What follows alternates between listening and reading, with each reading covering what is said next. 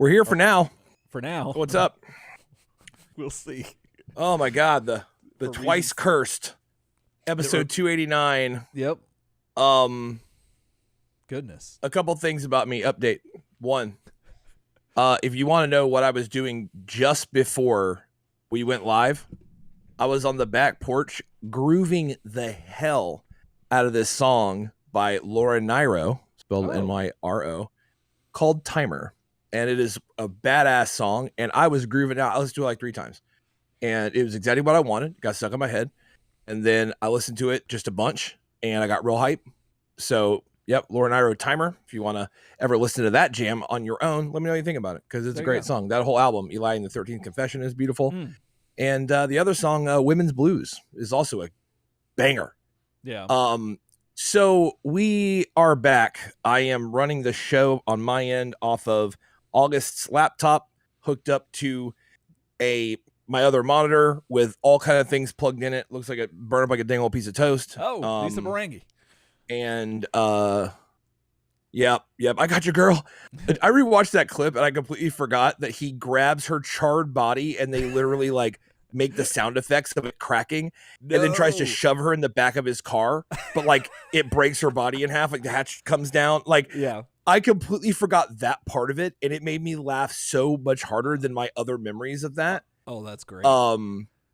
So yeah. But yeah, so that the platform's stable. You know what I'm saying? Like, I got to give it once again a big shout out to my boy August for coming in clutch. You know what I mean? You know, he already had OBS on his computer because he streams. So I was like, all right. So there you go. And we're good. We're okay. Hope you can hear everything good. Shouldn't be anything different on Ericsson, so it should be all functional. There is so much chat. Yeah. Do you mind if I read some chat? Yeah. Go ahead. Because sounds like you mind. Oh, no. I didn't know if there was a delay.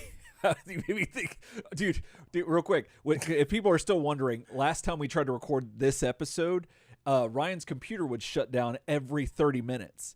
Now, if you longtime Turtletarians know about this joke, but Ryan tries to fake me out because he knows how high strung I am on these episodes because I want to make sure everything's running and I've got all this stuff going on. So he will just stay frozen, like just hold a pose, make me think that the camera's frozen, and I start looking at what can I do to fix it, and then he'll move, and obviously it was a joke. But Saturday when we tried to do it, it happened twice, and it was hilarious. But there was a reason I said all that. But anyway, that's why we're here today trying to do this again, like Ryan said earlier. And so let's go ahead and get in a chat, Ryan. I'll allow you to go ahead and do that. Yeah, so we got Jake Niehaus in the chat. We got John Clemens in the chat. Everyone's talking Turt down for what? We got Christopher. Oh man, I forgot. Give me a second. It's LaFave. Damn, he even told us. Christopher corrected us. Yeah. LaFave. I'm gonna say LaFave. I'm sorry, because you were saying LaFave. So LaFave. Catching him on IDW Comics. I was, but I think LaFave is what they said it was the closest to. That's true. And so you got it. We did it. Chris, thanks for being here. Christopher says catching up with IDW Comics currently, then back to Mirage again. That's legit. Jake, been watching some episode reviews on the next mutation in preparation for when you guys cover it. Oh my God, I can't wait for you to have to say. Yes. We're going to be doing that once Mirage is over. I don't know if it'll be the very first thing we do, but it will be very close to what we do when Image gets completed. John Clemens, then it's the 2003 cartoon, which was excellent. Might rewatch along with the show. Same for 2012. All of our reviews going forward, including Next Mutation, are going to be a lot different. Than like the step-by-step kind of line-by-line reviews that we did for the animated series, the 87 series. They should hopefully be a lot, I don't want to say a lot more fun, because I think there was a lot of fun to be had in those old ones. We did a bunch of them. Goodness. But we're going to be doing it a little more like assuming you've seen it, talking about like the highlights, a quick synopsis of what the episode's about, highlights, and basically just talking about the episode itself more. Right? Like a little bit more of like a book club after you've read the book instead of reading the book to you is kind of what we're hoping to do with those. So it should be a blast, and we should be able to knock out a lot of them, and keep the pace up. Is the hope on that. Let's see. Jake says, would you all consider the failed 2001 CGI cartoon pilot a part of the journey? I mean, it's out there even if it's not official. That is a good question. We have not really had. We haven't looked that conversation much into the 2000s yet, because one, we thought we'd die before we got there, and so we figured, we got the big stuff, the highlights, but that sounds like something we'd probably do for like a bag of tricks episode, possibly. I don't know really like much a bag of about tricks. It. Yeah. And so, but I'll have to look into it. It wouldn't be hard to stop by and do it. You know what I mean? Definitely. Guys, yeah. I mean, I've let us know if there's anything else that you want us to cover that we haven't yet, or anything that like we just said that we were and we didn't get to it, or whatever the case may be. Definitely let us know, turtlesoupshow@gmail.com. That way we've got a record of it. Probably put, I don't know, what should they put in the title if that's what they're sending us, Ryan? What do you think? Like if we miss something, or if they want us to cover for what, for like suggestions? Yeah, so that we can like filter. I mean, bag of tricks is a. Yeah, bag of tricks is a good headline, because that would kind of, that's typically what we call that when we go back and grab something that we missed, or something that we just became aware of. Bag of tricks, or really anything. We read all the emails. But yeah, if you have anything like that you just want to know if it's gonna be on the show, I mean, we could be prepared for it, and then we would tell you. Obviously, like if you're we'll cover that, or wait a minute, we don't even know about that. You know what I mean? So we'll see. John Clemens is like, why not cover it? I'm like, no, true. I mean, that's typically our attitude. Why not cover it? Oh yeah. I mean, we did the Noah says he's down to watch. So remember the Auckland thing? No, we didn't know about New Zealand, but there we go. Yeah. This bitch don't know about New Zealand. That's basically what the internet told us, and then we fixed that. We did. Let's see. So Noah's in the chat, says I'm down to rewatch 2003 shows with the show. That's legit.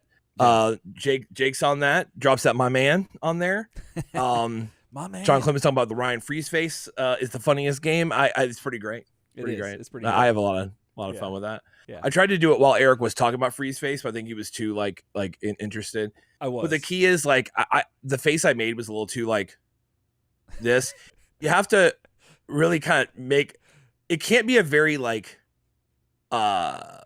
visually pleasing face, because it has to look like it froze. Yeah. So you have to be just talking like normal and do something like that. You know. It's pretty good. But anyway, let's see. So Noah says need to figure out how to have Turtletarians as guests for the cartoon reviews. Yeah, no, we're looking into that.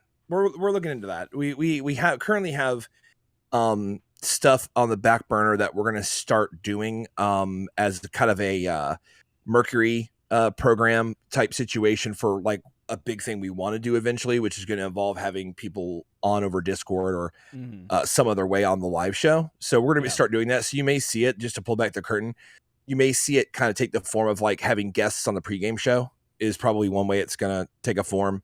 Either we would have, Shannon, Eric's wife, or Alicia or Lex, or somebody like on the show, just somebody that we're in the same room. One of us is in the same room as, technology wise, to make sure that like they're good on their end. Yeah. Then we would start having maybe other people. And then, I think it'd be kind of almost funny to do like on one of the chef specials to have almost like a radio call-in type thing. That'd be neat. You know what I mean? Like have people like ready to join basically, and then just talk to some of you guys on here. And we just, it's a thing. So we're working on it. Yeah, we'll have to. We'll probably run a lot of it through. We might run it through Patreon, but then again, you can join Patreon for $1 if you need to, and that way we kind of filter out some of the riffraff, so we don't have like an open thing. I don't know. We got to find some way to keep all the like I said, the riffraff out. Well, yeah, we'd have to vet some people and figure it out, because like we would have to create like it's just technical stuff. We have to create another recording session or another recording like VC chat on Discord, because that's how we normally do the show, and that's locked to Discord. Like you can't get in, I think, or view the Turtle Soup recording conversation. Yeah, I don't think so. We'd have to create another one that was open more, and it would have to be a bit of an honor system. Like if you were on Discord, we'd have to be like, okay, cool, like okay, like John, like say John Clemens, now join the chat, and you'd have to like. It had to be honor system, because if you were like clicking in, we'd have like a bunch of people. It'd be like crazy. Yeah. So we'll have to work on that. But we could totally do that. Jake, on one of my walks this week, I went back to some older TMNT toy review episodes, and the slop copter one got me laughing so hard I stopped traffic. Oh snap! That is, oh my god. Oh, those are great, dude. Oh, that pleases me. Those are some of my favorite episodes, and yeah. Those toy reviews. I just love, like, one of my favorite things is I love that we have the toy reviews going, and like, we knew they're like hilarious, like that we made ourselves laugh with them a lot. Oh, absolutely. But I think what the real test though of that was when we had Lex on. For Leather Daddy Leo. And she was uninitiated. Like she was just at the house, and we're like, hey, come on this episode, we're doing toy reviews, and she was cracking up over them. So it feels like we got it tested. That we weren't just like sick in the head and basically and being like, like taking everything down Sex Street. But turns out, no, that's just how you read them. Sex Street. I forgot about Sex Street. That's just how it is. It is. John Clemens wants in on that. Noah says only those that we call family. Yes, definitely. Definitely. Turtle Soup with Riff Raff the Rapper. Oh, goodness. I'd love that. I love Riff Raff, but he's a loose cannon. That's what I'm saying. It'd be pretty great. But John Clemens. I'm just gonna yell Krang on the air nonstop. He said Clang. Oh, Clang. No, you can't say Clang. You said You can't. You can't. It will kick you off. You know, whenever the internet is like, "Are you a robot?" They're trying to see if you say Clang. Basically. Exactly. That's like what it is. That's the internet constantly doing that. Mm-hmm. That's what they told us. Well, speaking about things I'm constantly doing, that is what they told us. Goodness, yesterday actually started San Diego Comic-Con, Ryan, and you know your boy. Yep. Oh my Lord, it's nuts. It's been a day. I've been refreshing and just checking everything and feeling like I've like not checked. I'm like, I've forgotten about some website, and I almost missed Sergeant Slaughter, but thankfully I managed to get him. It's been wild. So hopefully, like, it's one of those things where I'm like equally as excited. I'm excited and nervous. I'm just all the emotions in the next 4 days. Yeah, like, my emotions. Yeah, and that's what I am. And so but I'm pretty excited about that, and I loved all the chat and Discord guys about the toys. That got me 6 to midnight, if you know what I'm saying. So I was mixing. I was mixing it up in Discord earlier. Yeah, like last week. Oh yeah, it was the Saturday. Night. Yeah. I was in there with some fellas because the show didn't happen, and then I feel like I overshared, and then no one talked to me anymore. But that's on me for oversharing. You also got to remember too that like I got really ridiculous. Some people are on different not hemispheres, but time zones. That's what I was looking for. And so you got to think about that. It's okay. I'll respond to something if I overshare on Discord. Yeah, I think we have a delay that's pretty bad. Is it? Yeah. So because normally we've gotten our own normal delay down pretty good. Our timing down. We're not like on top of each other. Right, because there is a slight delay under our normal I think we're okay. We're okay. We might have a little delay going on. I mean, who knows? So I was going to say that if I overshare on Discord, you can just not. You could just not respond. You could just let him go. Like, yes. Would you rather have I got way too in my stuff. Yeah. Would you rather have a thumbs up to it, like an acknowledgement, or would you rather just no? Just nothing? I think I deserve just no. Just like, I overextended a lot of people on there talking about that receiver I got. Yeah. And I was just talking about it and showing pictures of it because Jake was in the chat. I know Jake's kind of an audiophile, and I was kind of like, look at all my shit. And then I don't know what happened. Don't guilt Jake into talking to you. It's fine. Jake, you don't have to talk to Ryan. You don't have to. No, I'm not. No one has to talk to me. It's fine. No, it's fine. It's fine. No, know that I know I was oversharing. And I was like, you know what? Like, that happens to me sometimes. I'm like, you know what? Yeah. Keep it cool. It doesn't help. Overshare. It doesn't help when your blood does it all the time too. So that I just facilitate. It's self-fulfilling, like you and I. So, but it is. Jake says he loves it, and he says I gave it an eggplant. He did. Like, he did. There was eggplant and like water drop emojis all over the picture of the receiver I shared in there. So I appreciated it. I don't. But yeah, it's just kind of funny. Like I was sitting here. I was sitting here. I gotcha. I was sitting there. I was sitting there doing it. I was sitting there like doing the thing, and I was like, and Brad was playing a game, and I was just like, did it, and then like no one responded, and I go, hey dude, I think I overshared on the Discord, and he was like, yeah, probably. No, I'm kind of messing around. Yeah, I mean, obviously I'm not. It's so funny because I was just trying to be confessional about it, being like, yeah, I overshared. Like I just know I did it. Yeah. And now I feel like I've got Jake into a mode where he's like, no, I really liked it. Like I enjoyed it too. I'm just messing around. I like, yeah, like it's all how awkward this is. It's my so dad. good. Okay. Oh, it's great because now it's actually moved into what I don't want even more, which is like fishing for compliments, which is like what I really don't want. like this all started as self-depreciate, like self-deprecating. Yeah. And now it's like become like no Ryan, and I'm like, oh no, like like it's like really bad. Yeah. So now it feels like I'm fishing, but it's just terrible. So we're gonna change subject. So my dad was fishing the other day.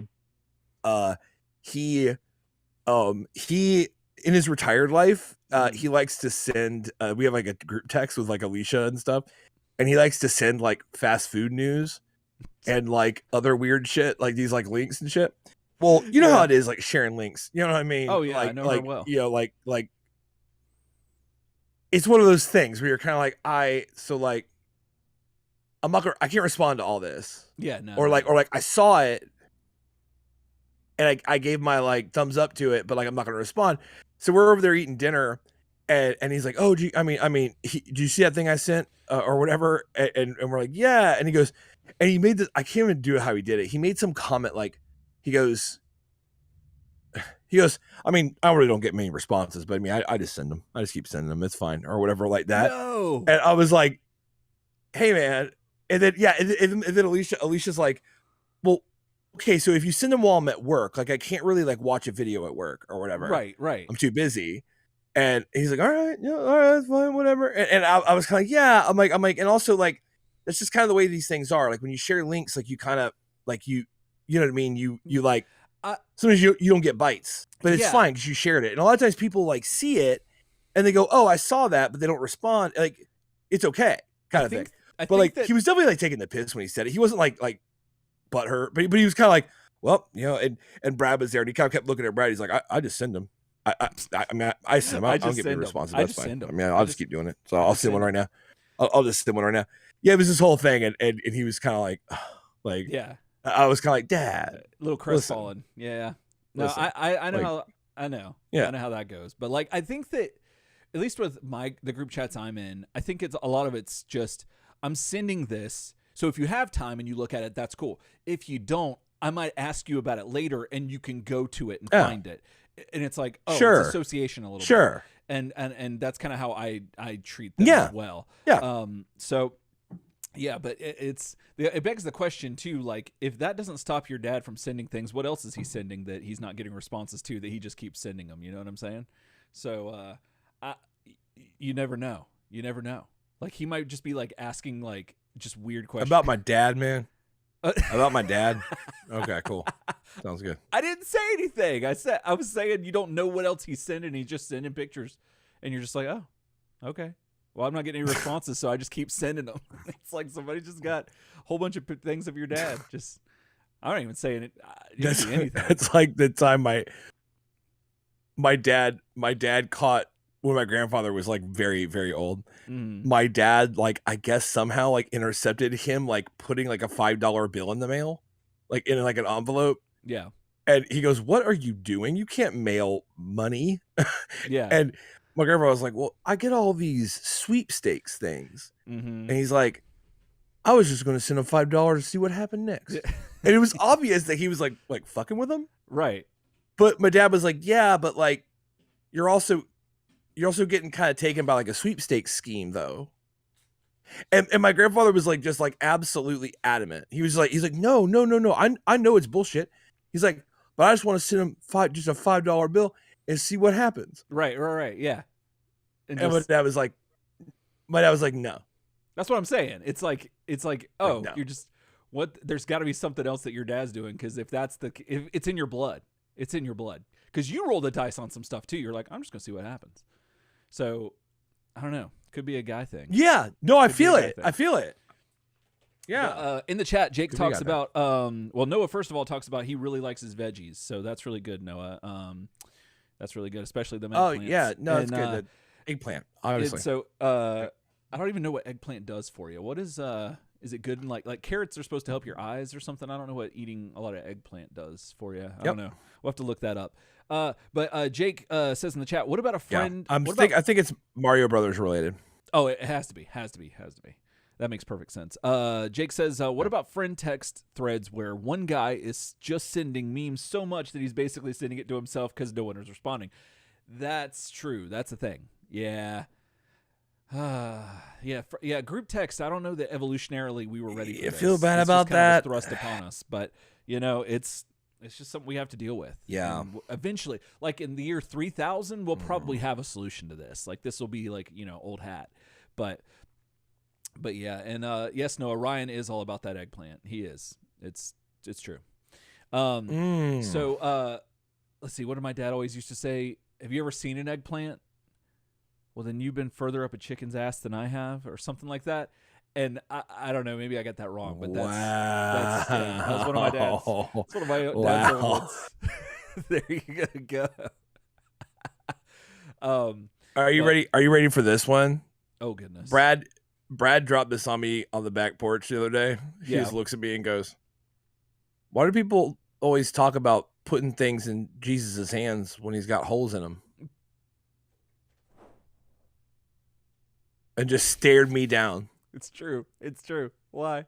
He just looked at me and he's like, I'm like, I don't know. And he's like, ask Eric that. I mean, he is holy, so that's so now I have. Yeah.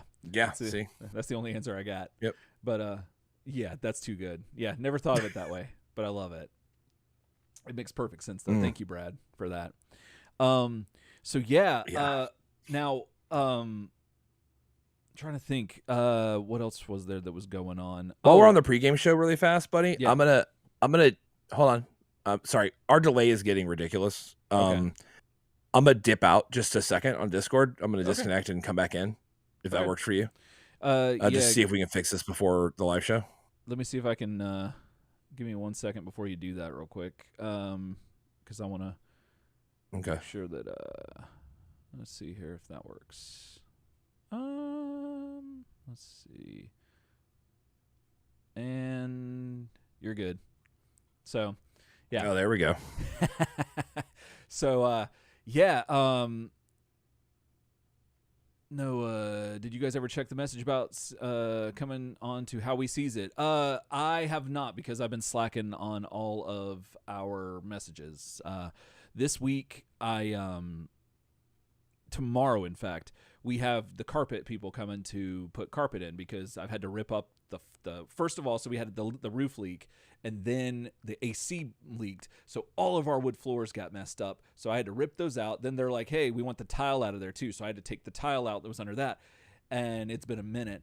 And now we have them coming tomorrow morning, and so I got to tear down everything and start it back up. And it's been just a week where I've just been like ignoring all my other responsibilities and trying to get that under control. But I'm back. Yeah, I see you. I'm working on it.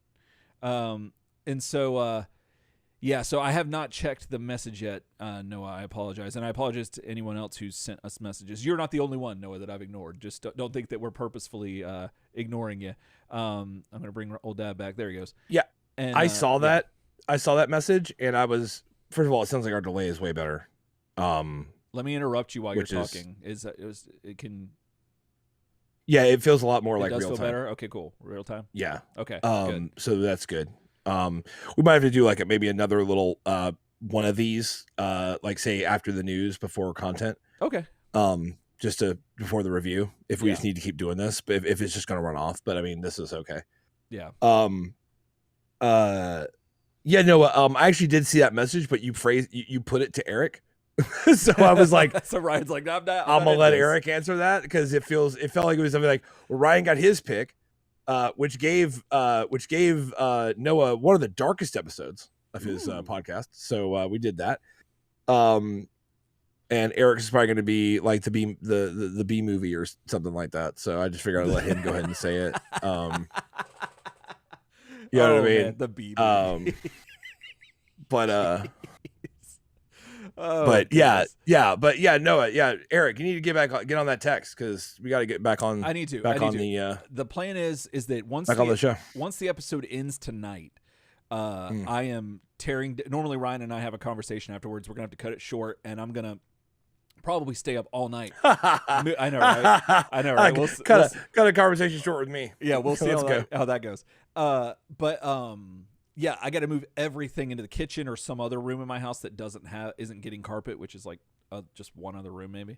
And so I got to tear down our whole entire system, get that new carpet in, and then hopefully have it all set back up by next week.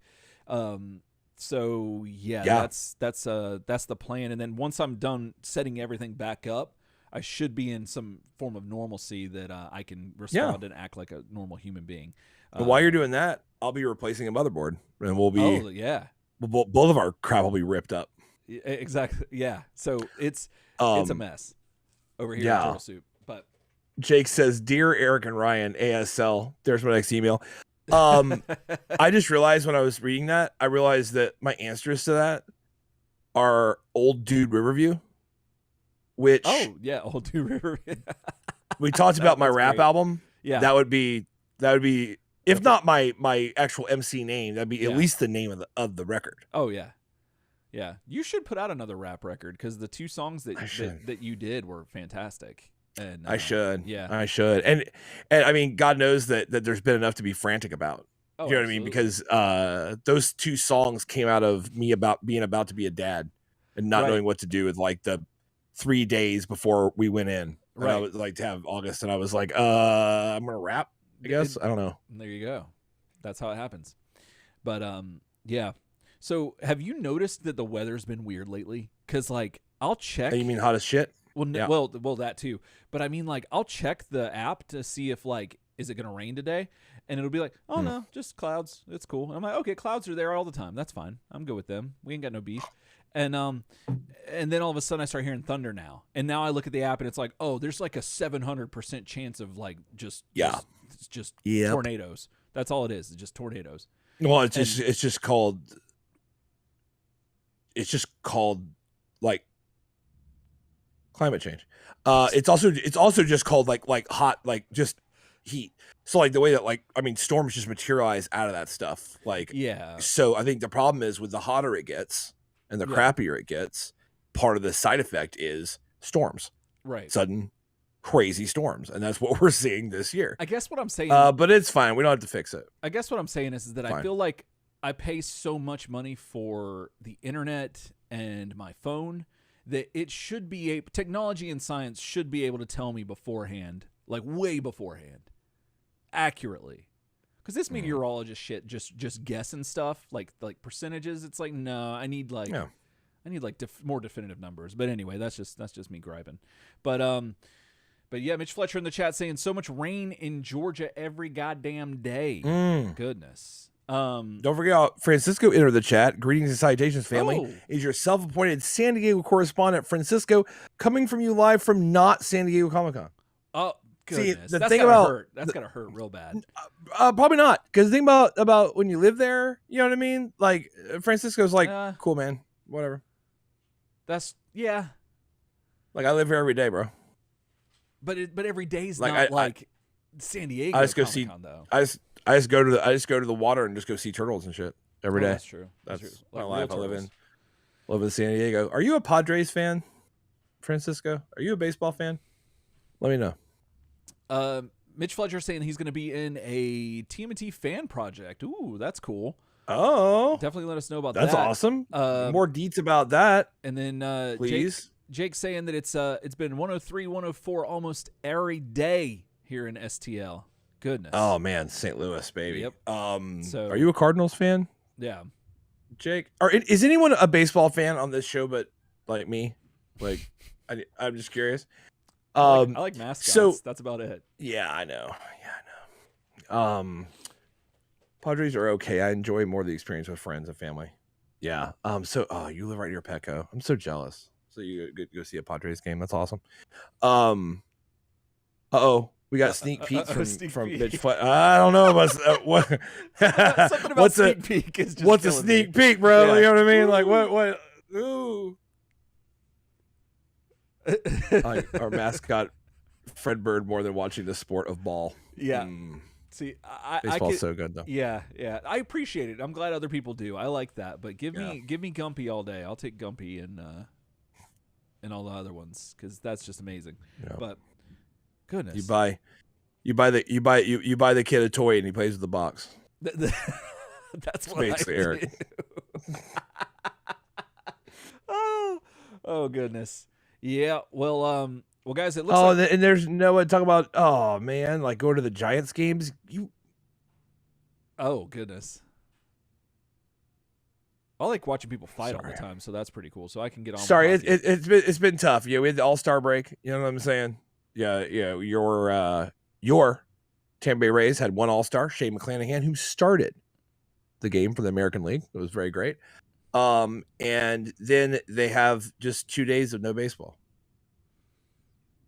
2 days? Is that I'm sad. Is that abnormal? Like, is it normally like 365 or? No. It's the same, but it sucks because you miss baseball. Because what they do to you is they have your team play half a season, right? Okay. And then the All-Star break's coming, so you're like, all right, All-Star break's coming. That's good. Gives guys some rest or whatever. But with the Rays in particular, this season, we struggled for a long time. And then like the last 2 weeks, we've been on fire. Like, so every game's been awesome. Everything's getting figured out. Guys are figuring stuff out. And you're like, oh my God, All-Star break. Right. You're like, cool. I see. Like Preston and I were commiserating about it. And I was like, yeah, it's like getting to the best part in a book. Yeah. And then having to put it down and know you can't read it again for 4 days. You're like, oh, okay. I see. That's cool. Like, yeah. Not. Basically, that's how it feels. Sorry. Oh lordy day. Pow. Draw 2 cards. Pow. Draw 2 cards. Goodness, that's old school. Paul Calicote, IDK. I just got here. Yeah, no, I just got into my feels about baseball for a minute. We talked about a lot of other crap. Trust me, it wasn't all just a baseball pod. Yeah. But we do have to get going. Eric was trying to get us to go, and I extended it. It's okay. You always extend it. Oh shit! I don't know what that means. You take you know. I mean, that's what I told you. That's what you told me exactly. So guys, we're gonna talk about some SDCC reveals a little bit, and we're gonna talk about a little bit of the Stranger Things toys that we were going to talk about last week, but the Lord saw a different way, and then And then we have, what else do we have? Oh, we're going to be reviewing, I think it's issue 14 of Image's run of Teenage Mutant Ninja Turtles. Some people call it volume 3. That works for us. And we're going to be doing that, and that's going to be a lot of fun. So stick around. We'll be back in about 5 minutes. So we'll see you on the Prime side.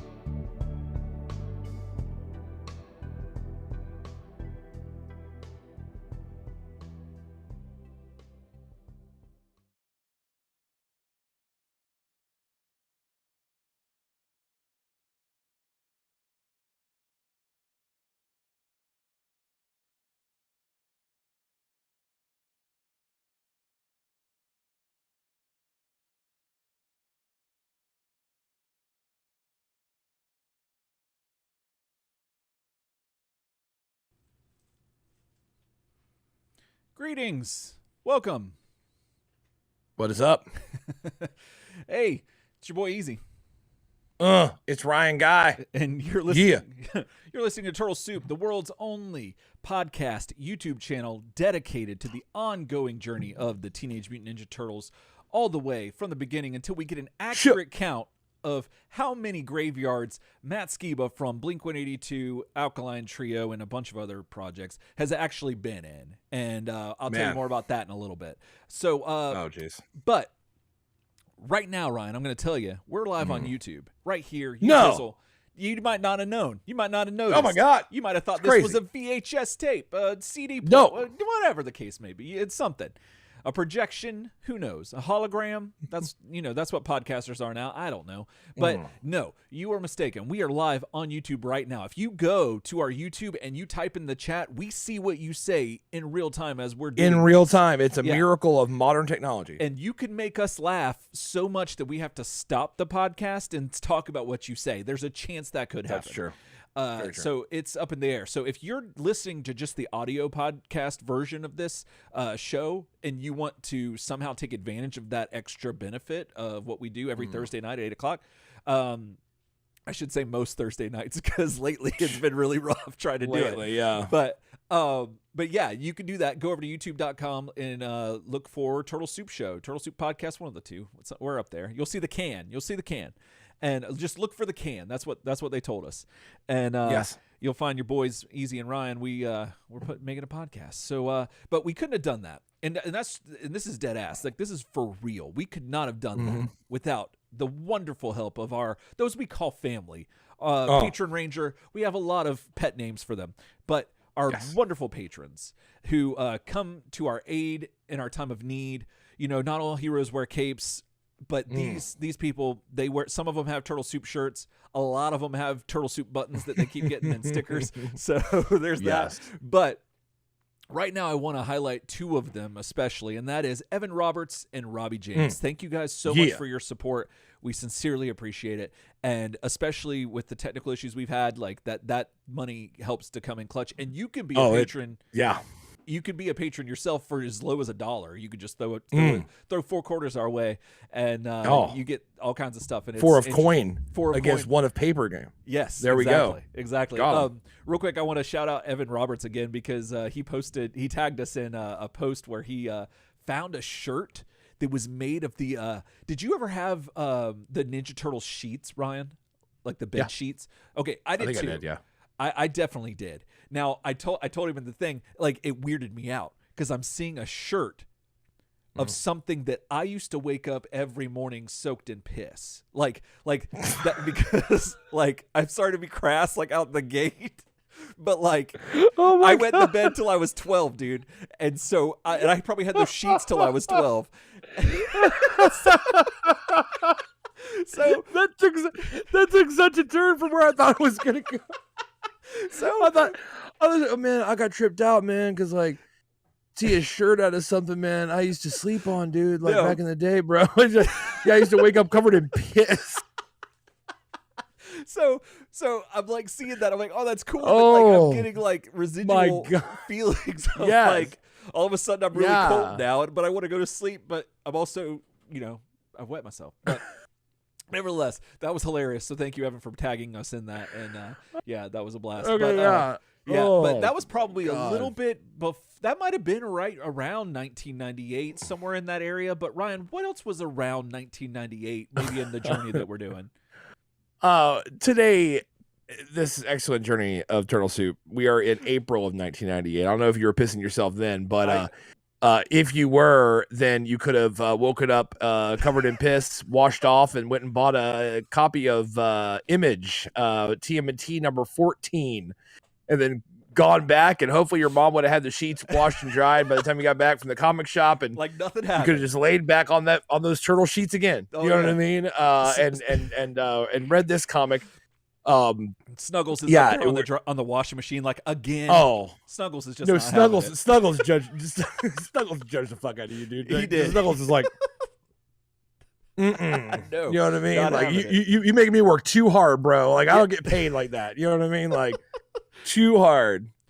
That's too good. Snuggles. How much does he get paid? I want to know. Somebody let us know. Somebody knows how much Snuggles gets paid. I don't know, let man. us know. turtlesoupshow@gmail.com. Yeah. But anyway, yeah, dude. Like it. Oh my god. Yeah. So we're covering that. And it should be a lot of fun. It's you know, I mean, it's a little too raff. You know what I mean? Oh my gosh, we'll see about that. Totally is a little too raff. Absolutely, it's a little too raff. Oh my lord. Well, yeah. Well, so real quick, I mentioned about Matt Skiba, and I just wanted to touch on that. So I've been making these jokes because my wife loves Alkaline Trio, and I like them. They're fine. They're good. But I like picking on them and stuff like that just because I'm an equal opportunity hater. So if Matt Skiba wants to pick on me, by all means, go right ahead. But I was making a joke. I was like, how many graveyards has he actually been in? I've been in more graveyards than he's been in, and you know, mostly because I'm catching Pokemon. But like, other than that, I'm still. I think I've been in so many graveyards that I get some goth cred. Don't doubt me, bro. I set up shop in one. Oh, I mean? I mean, like, I hate to say it, but you know what I mean? Like, you want to talk about graveyard time. That's true. I forgot. You know what I mean? I forgot. Those were the gazebo days. That's where the gazebo, bro. Was. Yeah, no, it was no. I had a variable red light district in that thing. So yeah, I was there. Oh my goodness. I was there when the magic words were written. You know what I mean? I forgot about the gazebo days. Oh my goodness. What was that? 1019 or late. It was the late 90s and into the early aughts was when I set up shop in the gazebo, and I felt like the thing I saw the most there that like as you served to like kind of shut it down or creep me out too much was number one, meeting my wife. The second thing was that creeped you out too much? The fact, no. I was saying what caused the chop shop to shut down was that, and then the fact that the advent of like more like the proliferation of more like solar lights. Mm-hmm. Oh, so people used to put the little solar lights like by the graves. Mm-hmm.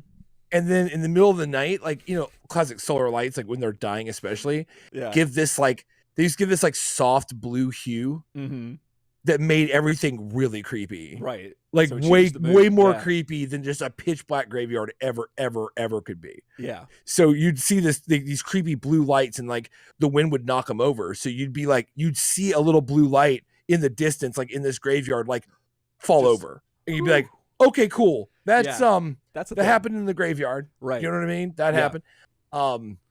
Goodness. Well, yeah, that's nuts. Cause we and I said that cause we were listening to them a lot. Cause we went and saw them in Coheed the other day, which was amazing. And that was a lot of fun. So the other thing real quick was that from stage, Matt Skiba made a reference to Dylon. And nice. Yeah, and he just goes, I spit hot fire. And that just got me on the Chappelle Show thing. That's pretty good. Oh my goodness, pretty good. I loved that so much. But that's how I've been, man. How you been lately? Man, I talked about this on the chef special. Go check it out. I'm not going to bore everybody with all the details, but I got a hold of a receiver I used to own when I was a kid. At the flea market, the pawn shop a little bit. And I've been geeking out about that, trying to find some designs for some homemade speakers. I think I want to build my own speakers. Oh, that's cool. For it. Have you ever done that? Excuse me? No. I've never built like a speaker enclosure and stuff, but there's a lot of obviously resources on YouTube U about it and stuff. Yeah. So I'm looking at different stuff, trying to keep it, affordable. You know what I mean? But it just sounds kind of fun to build them. Instead of like trying to buy them, because you try to buy some hi-fi speakers, like get out of here. Yeah. And I don't need all that. So it sounds like a fun journey. Man. Besides that, I went to the store and I bought a NECA old man action figure from A Christmas Story. Oh, yeah. And it's Darren McGavin, the dad, the actor, right? Who the dad. Yeah, his name is just the old man in the movie. He never attributed a name. So it says the old man, but the thing is, if you've seen the figure, the sculpt of Darren McGavin's face is spot on. Okay, it's so good. I'm looking it up. It's so like he comes with two heads. He comes with like the kind of like, oh shit face that he makes a lot, and then he comes with his like really mad face. Yeah. And they both are photoreal. Like they just like if you put a little bit of shadow like over him. Like any kind of, just if he's standing there, Like the shadow fills the sculpt in beautifully, and it looks exactly like Darren McGavin. So I'm excited. He comes with a leg lamp. It comes with a leg lamp. Absolutely. Oh, so I'm excited because I'm also a fan of a show called Kolchak the Night Stalker. Oh yeah. And the movie The Night Stalker and Night Strangler. That was kind of a predecessor to the X-Files. Is like a huge inspiration for the X-Files. Yeah. And Darren McGavin is in that, and he's amazing. He's absolutely amazing. Yeah. There's always this. I remember you talking about that forever ago. Kolchak. Yeah. Kolchak? Is that what it? Kolchak. How you spell that? Kolchak. Oh, okay. Kolchak. The movie, the Night Strangler, the Night Stalker, is really good. Like, it's awesome. It's just 70s LA, and it's just awesome. That's cool. And it's got a really cool mixture of kind of like true horror and like comedy. Those are my favorite things. There's a scene I'm pretty sure that there's a scene in it because A Christmas Story was made after that. I'm pretty sure there's a scene in there that is a direct reference to the Night Stalker, but I'll never know. Yeah. So there's a scene in Night Stalker where he has this girlfriend who coincidentally plays the singer in the Poseidon Adventure, which is another one of my favorite old movies. Yeah. She's like a pop jazz singer that's like with the band on the boat. Oh, okay. And she's in the whole movie. Well, she's Kolchak's girlfriend, right? And there's a scene where he's sitting down, and I think it's like a bottle of whiskey. Yeah. She like sets in his lap kind of unexpectedly. And obviously there's like a whole gag where like it like lands on his crotch. He's like, ooh, like that, like, or whatever. And she just keeps doing her own thing. So in A Christmas Story, he is sitting on the couch Christmas morning, and they're hanging out, and his wife gets him a bowling ball that she's wrapped, like, it looks like peppermint almost, because like, how do you wrap a bowling ball, which is part of the funny part of it, right? So it's like wrapped like just like a ball, but then it has these puffs at the end where like the extra paper is, so it looks almost like you could pull it and like unwrap it like a candy. Well, it's like green, and she takes it, and she's like, oh, it's time for your present, and she like drops it on his lap, and it's like he does the same thing. He's like, ooh, that has to be a thing. Yeah. And I'm thinking like, that's oddly specific to happen to him in the movie. I know that like that's a sight gag joke that you could do with any dude, I guess. Yeah. But the way he plays it's the same, and I'm just not convinced it's not a reference. Yeah. But anyway, just hearing about it, it sounds like it would be a reference. If you guys are likely, go check out. I think you can buy it on Amazon or rent it or something. The Night Stalker. It's really good. Then the show was made after that. So Kolchak the Night Stalker is what they named the show. I think because they wanted people that saw the Night Stalker made for TV movie to like know, right? Like that's him. This is the same guy, right? But the problem is obviously the Night Stalker is the villain in the story. Yeah. But then they just changed it to mean like Kolchak the Night Stalker, like he's stalking down these creepy X-Files, because that's basically what they are. They're X-Files. Like he's a reporter. It's really good. The show's really good. I don't expect everyone to run out and watch the show. It's fine. Yeah. But the Night Stalker movie is really good, and of course, A Christmas Story is fantastic. So yeah, I've only seen A Christmas Story recently for the first time, like with Shannon, like my wife. It's kind of a perfect movie. It's pretty much a perfect film. Yeah, like I like it a lot. Way up there. But anyway, so I have a Darren McGavin action figure, which to me means he's the old man and he's Kolchak. That's so awesome. I'm really geeked because it has like both uses to me. And I rarely buy action figures, so just want everybody know I bought an action figure. So booyah. So does he have like? What did Kolchak have like a uniform? Like, did he have like an outfit? Yes. So that's one thing I want to track down. So the toy has him in like his like brown sweater that he wears around the house, and some like brown. And it's all soft goods, and that's just kind of what it is. Kolchak wore like a straw kind of hat, kind of like a old timey reporter's hat, kind of like flat brim, boy. Okay. Yeah, he wore one of those, and he had like a tan suit jacket that was like a blazer, but it was like a tan kind of a plaid, kind of a figure, like gingham almost, maybe. I don't know. It's weird. And if I had to dream a prop up, it would be like a actual tape recorder because he carries a tape recorder all the time. Oh, dang. But yeah, he has those. Yeah.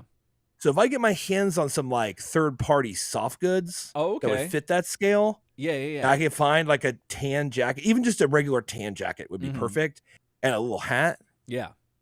It'd just be Kolchak, and it would be amazing. Well, it'd be so good. Well, Turtletarians. Yeah, so like if y'all I'm on the lookout. Be on the lookout if you can find that. Help Ryan live his dream, you know? And that'd be awesome. I'm excited. Yeah. But yeah, that's kind of been, I mean, besides fighting this Cylon under my desk that keeps not working and keeps being a problem. Oh yeah. Technically, I do have to give it before we get, because we do have news and other stuff to get to. But the last thing I'll say from my end is, patrons, thank you, because your valuable considerations and donations are actively helping me solve this problem. And I would not be able to do that. It would be at my own expense, which would be really crappy and terrible. So I really appreciate it, guys. You're talking about the problem under the desk? The problem under the desk. Okay. The Cylon under the desk. Just making sure that we're clear. Yeah. That I'm trying to figure out what's going on. Yeah. Okay. I might need a swipe or two. Who knows? But we'll see. What were those things called again? What's the full name of that thing? Oh my God. So God, it's gonna get too deep. They're by a couple. They're by Roman. If you've ever heard of Roman, it's like stuff for like ED. And I was just this is a huge inside joke that goes back to us doing the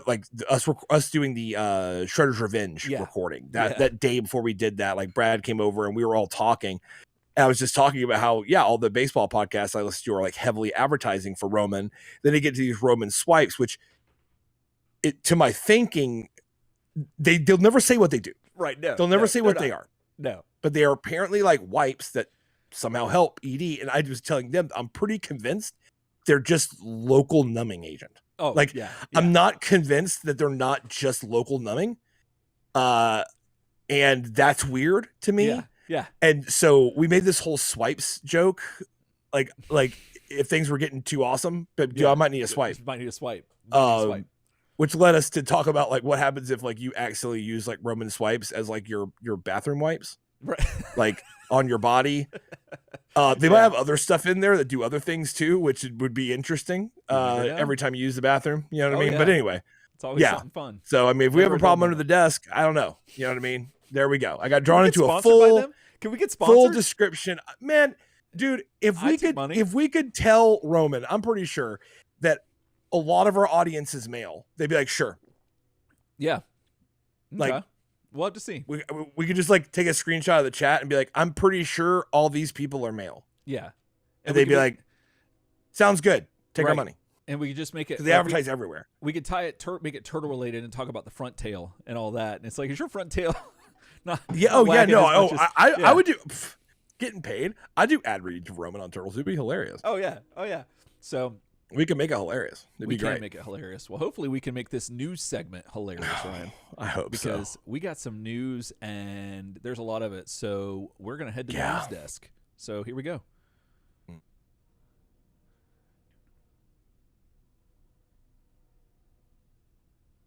And we're back. We got news. Man, it's the dawning of the age of toyness. Yeah, and aquariums. Toyness and aquariums. Yeah. So, this a couple weeks ago, Playmates toys. You're Ryan. You're familiar with them, right? Yeah, man. Yeah, absolutely. So, they formed a lot of our childhood memories by making the Teenage Mutant Ninja Turtles action figures back in the day. Well, lately they've been making a bunch of TMNT mashups with popular television programs like Cobra Kai, and what was there? Maybe that was the only program they've done, because now they're starting to announce. That one was seemingly connected. So yeah, Cobra Kai seemingly connected because martial arts turtles. Thank you. Right. Okay. Yes. That was weird. Got it. Street Fighter. Yeah. You're like, all right, martial arts, fighting, turtles. Sure. Yeah. Power Rangers. Like Power Rangers. That's it. Yeah. Well, Power Rangers. They didn't do fighting. Power Rangers. They didn't. Playmates didn't do that. That was Hasbro that actually did that one. Sorry, whatever. So, but still, the history of TMNT 2-packs with other franchises, they've all been like fighting. Yeah, like that makes sense. Like martial arts, and then Absolutely. sure, I'll take a McDonald's toy. Yeah. Dang, got him. Well, yeah. So they kind of break the mold a little bit, as you're saying, with dropping this a little bit with in more ways than one, with announcing that they're going to be doing a mashup with the Stranger Things cast of characters. And yeah, this is neat. We did get a tease of this, but I would have never had this on my radar that this is going to be something they were going to do. Why would you? Yeah, because it just, like you said, it was all about fighting, like fight. It's the same thing. It's like Itchy and Scratchy. But but here we go. They're putting out this set. So far they've got 2 sets. They've got Leo and 11 and Raphael, I think it's Raphael, and Hopper. And so, yeah, they're going to be coming out, and they are up on Target's website for $40 each, and they're set to ship in October. So the neat thing about this, and I think it's neat, it's a gimmick, it's totally a gimmick, but the cool thing is that you can flip the packaging to where it could be one or the other, could be in the upside down. In the upside down, yeah. Exactly. That's cool. And so that's actually pretty neat. And I was like, all right, cool. That's a cool thing. It's different. It's something that you're not used to seeing on the toy shelf. So I'm all about any steps towards some diversity in any form or fashion with something tried and true. So, however, I was tired of seeing all the same turtle molds, and it appears that we're getting different molds. Now, I could be wrong. Getting a new mold. This could be something we've gotten before. The internet consensus seems to be that they're new molds, like that they're new actual sculpts, which, they look like new sculpts to me. And because now they do. They had been using the old, like 10-year-old classics line that they put out, which were okay figures. I hated the finger and toe articulation, but other than that, they were okay. And they've just been constantly repainting those. Now these are decked out for our audio listeners to look like their 80s appearance. The red bandana, no letter on the belt, and just have a different style to them, which is really cool. And apparently that's the theme they're going with, is the 80s theme, as Stranger Things is based in the 80s.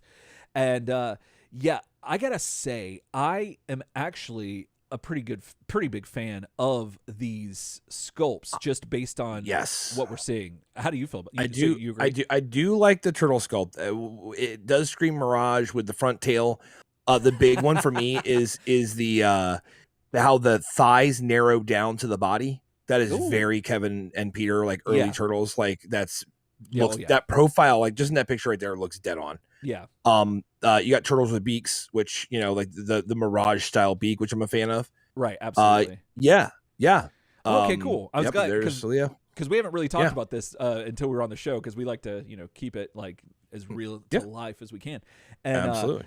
So I'm glad you like these, because like I think they look great, and this is what Playmates does good. They give you good figure. They have the propensity to be able to give you good figures for the price that you're paying, because these are they're not your NECAs, they're not your other like figure arts or anything like that. They're a little bit lower tier, but Playmates has always been good with sculpt and making like really good detail in their sculpts. It's just they usually suffer on the paint side, but then you could take it upon yourself to paint up some stuff, and there's tons of customizers that do that and make these things look fantastic.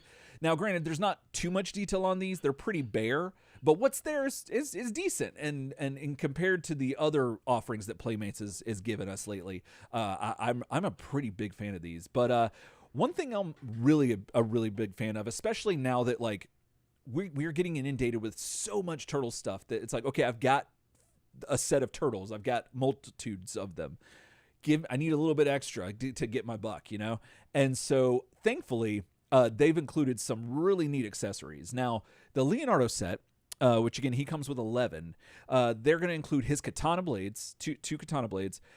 a headset that, or like a Walkman, like a cassette Walkman for those who don't remember those, and headphones that fit on the Ninja Turtles themselves. Like here, I think we got an image right there, and that's really cool. And then the Turtles also come with, I was not expecting this, but this is cool as hell, an Eggo waffle throwing star. That's probably like that right there is almost enough to get like take my money. You know what I'm saying? Because like that's just too cool, and that sets that apart. Now 11's accessories are a walkie-talkie, a flashlight, and a backpack, which those are cool. You can use those for any other action figure you want to, because these are again in around 1/12 scale, so around a 6-inch scale of action figure, and now the do I have 11? Yeah, I do. Here we go. Now where things kind of take a slightly different turn is are these the actual human figures from Stranger Things. Now, this is not a bad figure by any means. This is 11 that we're looking at right now, and she, for the price and for what Playmates has done before, I think this is not the worst thing. It's not great, but it's far from the worst thing I've ever seen. It's definitely not a McDonald's toy, but it's not too far from one. It's not too far from it, but it does. I think in my opinion, I give it a little bit more of a pass. But what's your take on 11 here, Ryan? Okay. So like, first of all, I don't know if I agree for the price point. Okay. This is $20. This is half of your 2-pack. Yeah. For $20, this is not a figure I want. And I'm a huge Stranger Things fan. A few things. First of all, it's very odd when Stranger Things came out with season 4 well before these figures came out. Season 4 is what people are into. Like it is reignited. Like this season has been huge for the show. Number one, right? I mean, between Eddie Munson and Metallica getting back into things with the Master of Puppets sequence from that last episode. Yeah. The Kate Bush thing, which is like relaunched that song and gotten all this stuff. Man, it's never been a worse time to be a season behind on Stranger Things when you're putting out things. Yeah. The things that happen. So you're talking about your Stranger Things fan who's seen the show now, right? They don't necessarily want an action figure of like, hanging out at the mall 11. Right. Like the things that have happened in the show make that. I'm not trying to say that that's not cherished, right? But like the game's gotten a lot crazier since that stuff happened, and it's a real sour taste. Like when I see it, that's not even going to get into the sculpt. That could be anyone. Yeah, there is zero attempt to make that look anything like Bobby Millie Brown at all. Besides, she is a girl with brown hair, I guess. And the figure's just kind of cheap. I mean, like the way that they've sculpted the jeans she's wearing is unfortunate because it looks like she's wearing a diaper under like her jeans, like just the way it's cut. It does. There's just no way around that for me. The face again, I don't know what that's supposed to be, but it's not her. And I just can't be kind of swayed by a backpack and flashlight and radio, given those are things that like 11 never uses in the show. Like she never is the one with the flashlight and the radio and the backpack. That'd be Lucas or Dustin or Mike or somebody who's actually Steve, anybody who's running around out there. But that's definitely more of the kids' accessories. It just feels kind of tone deaf to have this old set come out with the characters from like as they were. I mean, what, like about a year and a half ago, 2 years ago, when that season was coming out? I mean, like that's a long time. That's a valid point. It just feels. I'm with you. I see what you're saying, and it's a valid point. The only thing, because I think I had seen some chatter online about this too. And it hit the Facebook group, but it got lit. But in there. But my counter to that is that, well, if you gave them 11 from this season, she would be just in that white suit, and there's not really anything. No, it'd be bad. Go on. I beg to differ. I don't think that anyone would really care about that. She doesn't just wear that. She could be in her older clothes that she goes to the skating rink in. Like she wears clothes. She actually wears like That's her fair. her wardrobing this season actually looks a lot less stupid than that. Yeah. Like because this season they weren't as focused on the like, oh my god, it's the 80s. Oh my god, everyone's wearing the worst stuff ever. Like this season was a lot more subdued. Yeah. And just looked like they were wearing like period correct clothes, frankly. Like it didn't look, it looked like, yeah, it's 1985, but it's not like it's like let's go to the mall and everything's Technicolor, like everything's neon. Like that's not the theme of this season at all. It's like that meme where they're like, I grew up in the 80s, and it shows the room with all the different stuff. But then it's like, I actually grew up and there's just wood paneling walls. It's just wood paneling. Everything's dark and like brown and yellow. Yeah. Exactly. Yeah. Like that's definitely how they got it this season. And her costuming is really cute, but it's like gingham shirts and pants and stuff like that. And it's a lot more subdued. So this just hits me wrong tone wise. And then I think, so you want your new turtle sculpt, which is, I think, obviously the luckily for us, the shining star in the 2-pack. Yeah, exactly. But yeah, you make a box where the one figure is upside down. That's cool. Yeah, that's a box.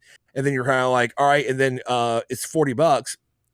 Would you pay $20 for that figure of 11? That's the thing. See, with action figures, I wouldn't. Now the problem is that the stuff we were paying $20 for like a year and a half ago is now like up to $30. So this is back to where, because with inflation and all that shit, it's like just blowing this out of proportion. Yeah, so but no, I wouldn't pay $20 for this, but you pay $30 for a NECA figure.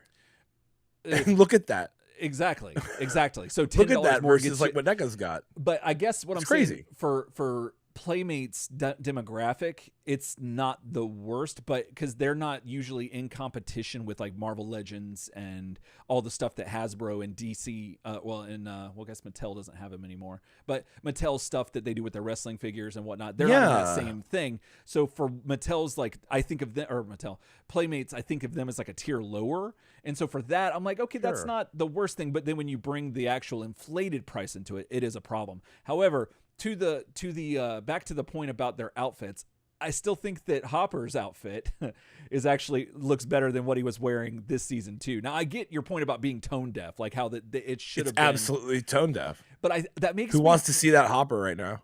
But like, I feel like it's a cherished version of Hopper. It was definitely Hopper. Basically like going on one, more or less. It was basically domestic Danny Hopper all season 3. Oh yeah. But like his accessories are as follows, okay? And this makes more of my point, where he's got a flashlight, an axe, a handgun, and then the bat with the nails in it. Yeah. Which is a season 1 and 2 thing that Steve Harrington used. Yeah. Yeah. Why does he have the baseball bat with the nails in it? That's what I'm wondering. It's stuff like that. Like the axe, like a flashlight, and his like little service revolver. No, that all fits. But then you're like, oh, let's put another one in, Steve's bat.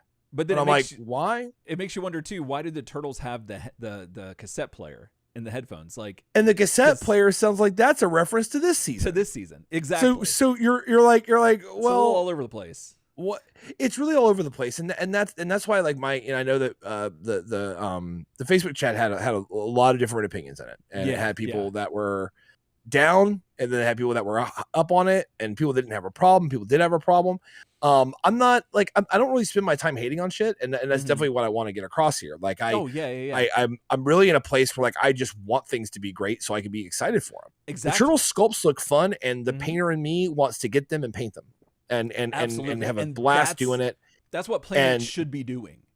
They auto-release those turtles in a 2-pack where it was turtles. Yeah. And if they want to get into making Stranger Things figures, they should have done a better job. Yeah. That's just my opinion. I once again, I'm not in the industry.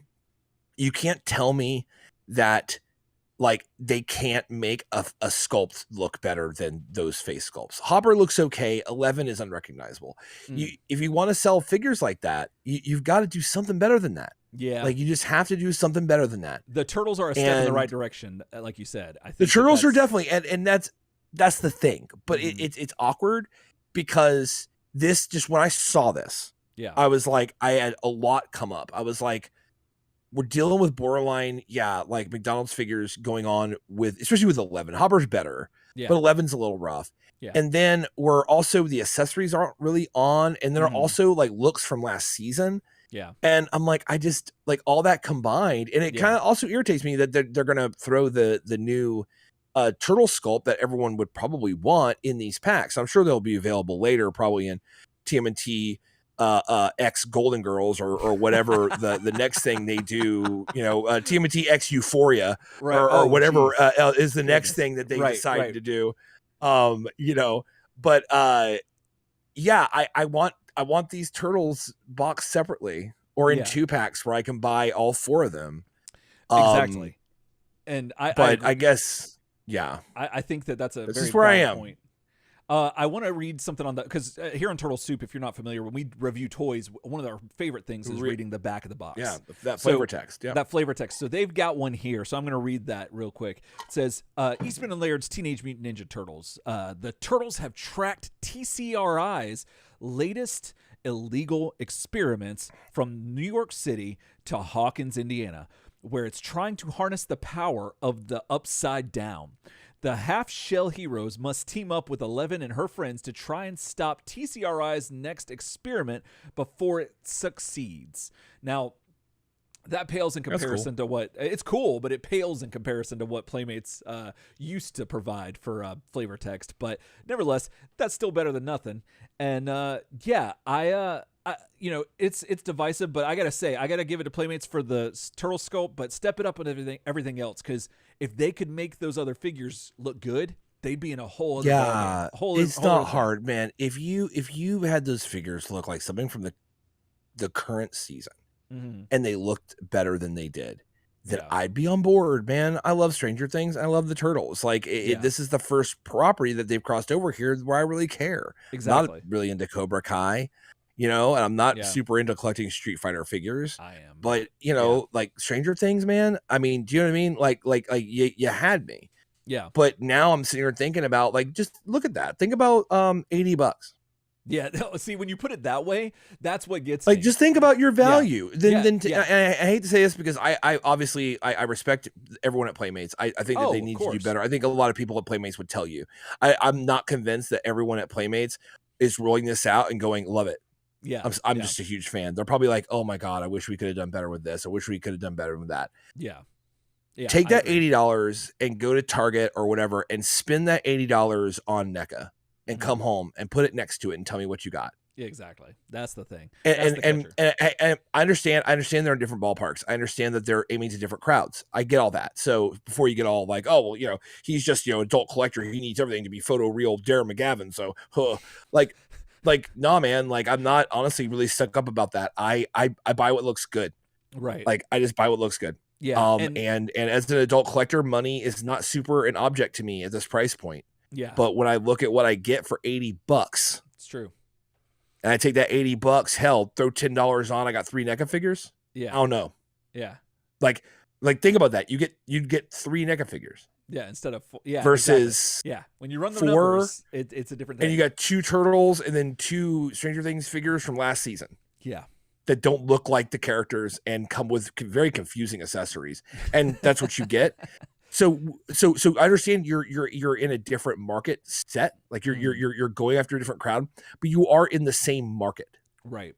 Like you are, you're not physically next to NECA, like in a Target, for example. Right. But I think that's probably to their benefit because if they were, that'd be unfortunate. Yeah. But like you look at Marvel Black Series, you look at stuff like that, and I'm sorry, like the stuff they are next to. So to wrap up on this one though, it was also announced, not really reported everywhere, but if you look in the right place, it was announced what they're going to come out with next. Oh, yeah. And that will be the second wave. That's going to be available, I believe, for pre-order in February. That is going to feature Donatello with Lucas and Michelangelo with Dustin. Interesting. Man. And I guess I'll look forward to trying to figure out. Dustin's going to be rough. Yeah. Like Dustin's going to be so rough. And I hate to say it, but Lucas could be borderline offensive. Yeah. I just don't like how do you make Dustin look like Dustin if the facial sculpts or whatever are what we're seeing here? Yeah, it's gonna be tough. I've seen some company made, one of the higher end companies made a Lucas figure, and he looks good by standards. Awesome. But it's uncanny valley area though, where you're like, that's a little too Lucas, if you know what I'm saying. It's just like it just looks strange. Well, pardon the pun, but yeah, there's that. And what else was I going to say? There was something else that I was going to say about this, but it totally escaped me. Oh well. But that again. Yeah. So look forward to in February. Yeah. In 2023, seeing more season 3 Stranger Things pack-ins. Right. And I remember. I was going to say, Playmates, if you want my money, give me a Steve Harrington figure. That's what I'm saying. That's what everyone really wants. Because everyone wants that. Everyone wants that. But like I mean, Steve Harrington is going to look like Sleeve Brereton. You know what I'm saying? He's gonna look like you got him at the flea market, at the dollar store. You know what I mean? Yeah. So just step it up. Like it's unfortunate. I love the crossover. I love the idea. The box design's great. Yeah. But yeah, I'm just gonna need a little more if I was gonna put my my monies on that. Yeah. I see what you're saying. So, well, speaking about things we're gonna put our money on, Ryan, we are in the times of the San Diego Comic-Con, and you just switched that screen. I did. You just switch that screen and you just look at the figure. I did. Oh shit. Yeah. You go, okay. Yeah. Sorry. No, like that makes the point. Yeah, it does. It just makes the point. It does. And you're like, oh, we've been looking at this. Okay, that's cool. Let's go to another. Wow. Oh yeah. Holy crap. Wow. It's like, get on my carpet. Crazy. I'll show you a whole new world. So man. It's San Diego Comic-Con. Don't you dare close your eyes. Don't you dare close your eyes. Exactly. Because if you do, you're going to miss some news or a pre-order or something, because San Diego Comic-Con time is upon us. And it is a time, again, for toy collectors and just general nerds all across the board to be excited about movies and action figures and all this cool stuff that we want to spend our money on. Well, all the stuff's been coming out. We're doing this on a Thursday, so that means that previews, the Wednesday night was preview night, and that's what most of this stuff is from, and then it's going to keep trickling out as we go along. But we wanted to touch base on some of NECA's stuff from preview night that they've shown us, and you can look at all the pictures. We got a lot of ours from toyarc.com. They're an excellent resource for toy news, and just a really good site that I go to every day. And also toynewseye.com. They're another excellent resource that we use a lot here on the show, and so shout out to them. Yes. Go check out their stuff. And they had Toy Arc had the best photos at the time we were preparing this, so that's what we're using. And again, thank you guys for that. And so this is the setup that NECA has right now. And if you're unfamiliar, they will put more stuff out in the next following days, and they'll give more information. At the time we're recording this, we don't have a lot of information, but what we wanted to do is touch base on some things you might be like, where did that come from? Like, what is this? Because we, not too long ago, just finished watching every single episode of the 1987 animated series from the Teenage Mutant Ninja Turtles. We are fully initiated at this point with the 87 series. Absolutely. There was only one thing that I didn't know what it was, and I think I forgot to include him, but I'll see if I can find him in the pictures here, and I had to look it up. But other than that, I got everything else right. So we're going to go through this and tell you where you can find the episodes that these characters are based on and just talk about them. So right now we're starting off with Bebop and Rocksteady in their outfits that are Rhino Man and Mighty Hog from season 4's 26th episode entitled Rhino Man. Now, this episode, one of the best really episodes of the 87 animated series ever, in my opinion. Yep. Because you realize that Bebop and Rocksteady would have made way better superheroes than the Turtles. Absolutely. It's beautiful. It is wonderful. And we love that. And you want to think it's Mighty Bebop and Super Rocksteady and all that, but no, those are the robots. That's versions. The robots. So yeah. But there's that. And then something that's near and dear to our heart, someone who's near and dear to our heart. Rex 1, Ryan, if you have him. Oh, there he is. That's scale. Oh my so goodness! Good. Let me get him, make him so a little good. Bigger. He's going in that photo.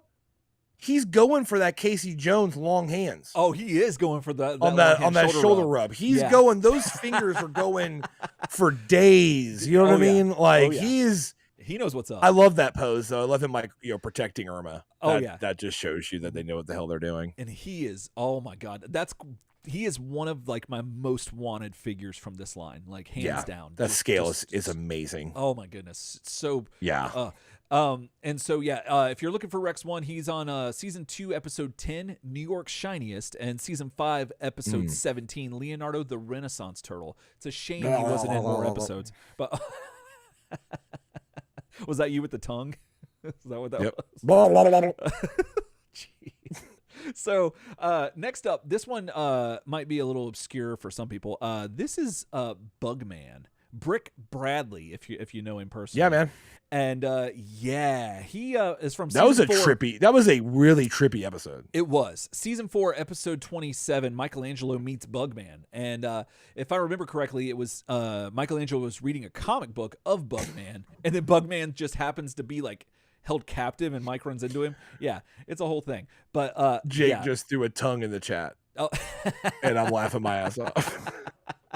Thanks, Jake.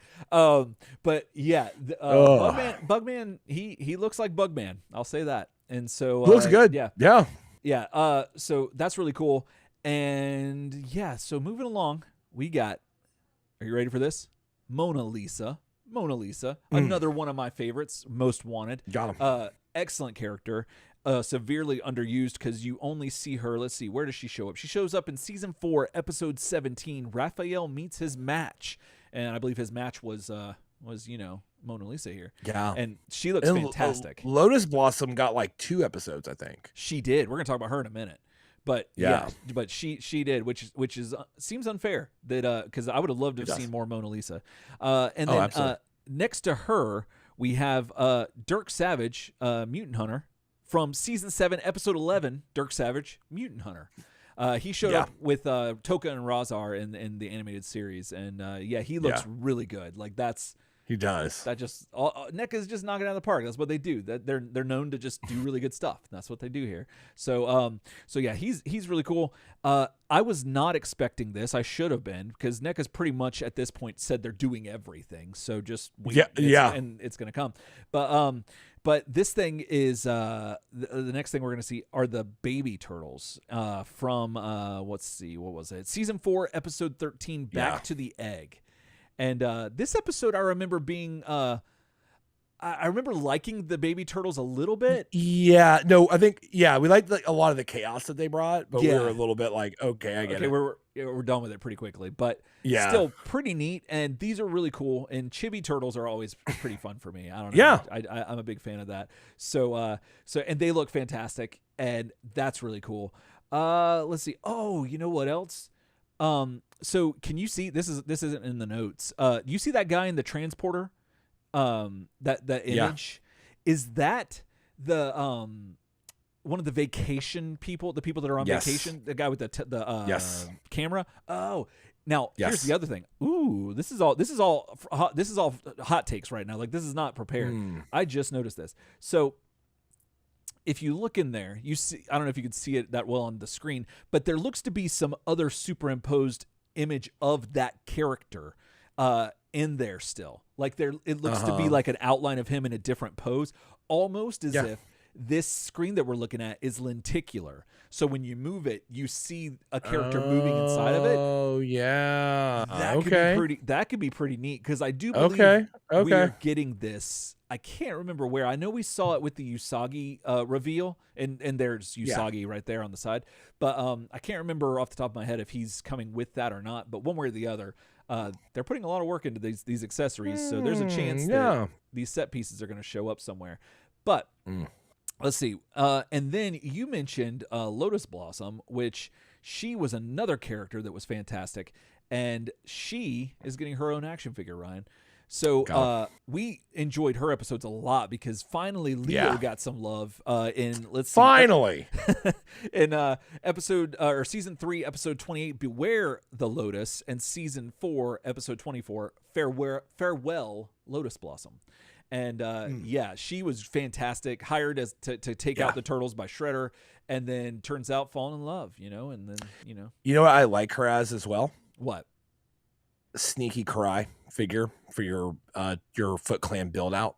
Yeah. You could totally do that, and because there's probably an argument that that's who she was loosely based on, given the time frame. Yeah, I believe she was loosely based on Karai, but just like dead simple. That'd be so good. Oh yeah, and she looks great.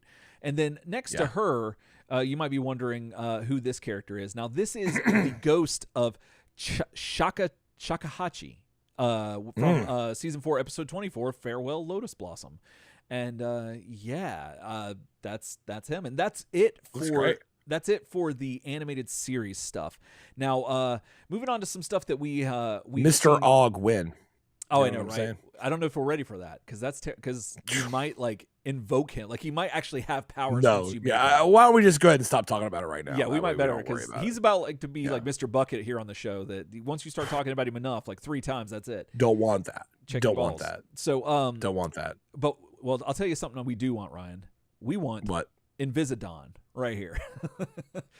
So we've seen Donatello as the Invisible Man on the package. I don't think we've actually seen this figure. And this is the figure, and I'm kind of geeked out because we have down here in the bottom corner, we got some translucent feet and hands and all kinds of stuff, and I am really excited about that. So yeah, this thing looks fantastic.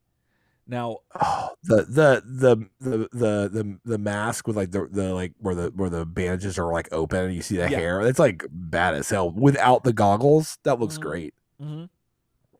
Oh, I didn't think about that. That those are the goggles missing, so you can see through it. Oh, I didn't even think about that. That sculpt looks so good. That does. The eyes look so good. Yeah. And they're doing that negative space thing, which I really like. Yeah. That's pretty great. Yeah, I am really excited about this, and his trench coat looks fantastic. It looks really good. Now with this hat, we talked about your action figure. What was his name again? The one you got? Kolchak. Yeah. Darren McGavin. Would that hat work for your Kolchak custom? It'd be close. Okay. That's definitely more of a fedora, right? But it would. I mean, better than no hat. Better than no hat. That's true. Better than no hat. So that's him, and I think he rounds out all the ones that have been mentioned so far. We haven't. We saw Splinter as Van Helsing and April as the Bride of Frankenstein, and So I don't know if they're making any more. They haven't really said yet, but we should see some more if they're going to, or at least they'll mention it. I thought there was it was pretty widely implied that they were. Yeah. That they were oh, we can keep this game going forever. And I'm yeah, sounds good. Right. And so then next up, we have a couple of things from, just a couple things from the comics. We got Slash, which we've seen before, but we haven't seen his box yet. And that box just looks so good, and that figure looks fantastic. The adventures is gonna be real bad for me. That's gonna get you, dude. It's gonna be really bad because everything I'm seeing out of adventures looks so good. It just looks so good, and that's my Slash. Yeah, exactly. That's my Slash. I don't think Slash has ever done better than he is in the Archie series. Correct. He was very good in IDW. Okay, but we haven't gotten there on the journey yet. Yeah, and that's not he was really good in IDW. Yeah, got a little different of a look, but that's my Slash. Yeah, absolutely. That's my wants pink palm tree right there. That's my boy. He looks like he jumped off the pages of Adventures. Absolutely. You see all the chemitrony and it just it's just damn gorgeous. Yeah. I'm salivating just looking at him. It's just so good. Just the eye, the big. He's doing that The Rock situation to you, but it looks so good. Something like that. Just then you cut to a picture of 11. Oh. You're whoa! Come back. Oh, okay. Yeah. Oh man, but that figure should be used. We should have a freeze frame of that. You could an image that's a good close up that you can just cut to any time one of us starts getting kind of old drink on something that NECA made. Yeah, we're kind of I don't know because Igor. I don't know how I feel about Leo just- having a Yeah. yeah, exactly. Like Leo with like a goatee. I don't know. Oh God. And you're like, oh, you know what? No, I love it. Honestly, the sculpt's great. Right. Everything's great. They don't even really have to paint it. It's fine. I'll paint it. Just send it to me gray. I'll deal with it. Thank you. Yeah. Oh yeah, absolutely. And she looks like somebody else. I can't remember. She looks like someone else actually in the face, doesn't she? Like that's the thing that kills me. Yeah, she looks like another actor. I think like it's close more enough like another actor. It's close than enough she for does me 11. That I could say, oh, I could see it being 11, but I could also see it being in a bunch of other people too. Wait, I've got it. It's Daisy Ridley. Like go look at her face. Okay, let me go back. Let me find her again. Hold on. Let's see. Let's go back. All right. So there she is. So that looks so much more like Ray. That is not. Sorry. Oh, not the diaper. Goodness, my Zoom is not the diaper. Jesus, what is going on with you? My Zoom is going out of control. All right. She's like 12. That's a little. No, she's 11. No, go wait. Let's look at that face. Oh my goodness. Okay, that looks more like Daisy Ridley. That looks more like Ray. Yeah. Okay, I can see that. Then it looks like Bobby Millie Brown. That's the actor I was thinking of. Yeah, I could see that. Yeah, I'll have to save that so we can throw that up again. No, you should. Anytime you got an old drink, I don't know how I feel about this. Oh! Right. Okay. Oh, no, I'm good. Good. I love it. Well, speaking about other things we love, we got The Last Ronin. So this looks cool. This is from NECA, and looks again just like. Oh, let me just take that right out of the page. Just take that. Just let's do that. Look, and then if you're like, I like my Last Ronin without a shirt. Oh, they got you covered too. Well, they got you uncovered actually, and so with him there, got you uncovered. And so, yeah, and then yeah, so there's that, and I still need to read all of it. We haven't, because in the journey of the show, we keep everything. We're keeping things chronologically, so we haven't quite made it there. I read like the first 2 issues, and yeah, but I'm like very curious about that dog there, that robot dog down in the bottom corner, and yeah, I want to get that boy, and so yeah, but this looks fantastic. Playmates is releasing their version of it, which I don't have images of it. We'll talk about it later, but sure. But it doesn't look bad, to be honest. It looks like a step in the right direction again, so good on you, Playmates, but I think Nick is still going to get my money. And then, let's see here. The last big thing that I wanted to talk about that they showed on preview night was their actual Mirage comic stuff. Now, they showed Casey Jones over on the side. We got Renee, and then you got Fugitoid that we already have in hand. And then you start... Oh, geez. Getting trigger happy. Then we got Swole... 4-armed Shredder and Baby Shredder right there. Baby Shredder. Yeah. And so yeah, these are pretty neat. That's legit. They will go with your if you got your loot crates Shredder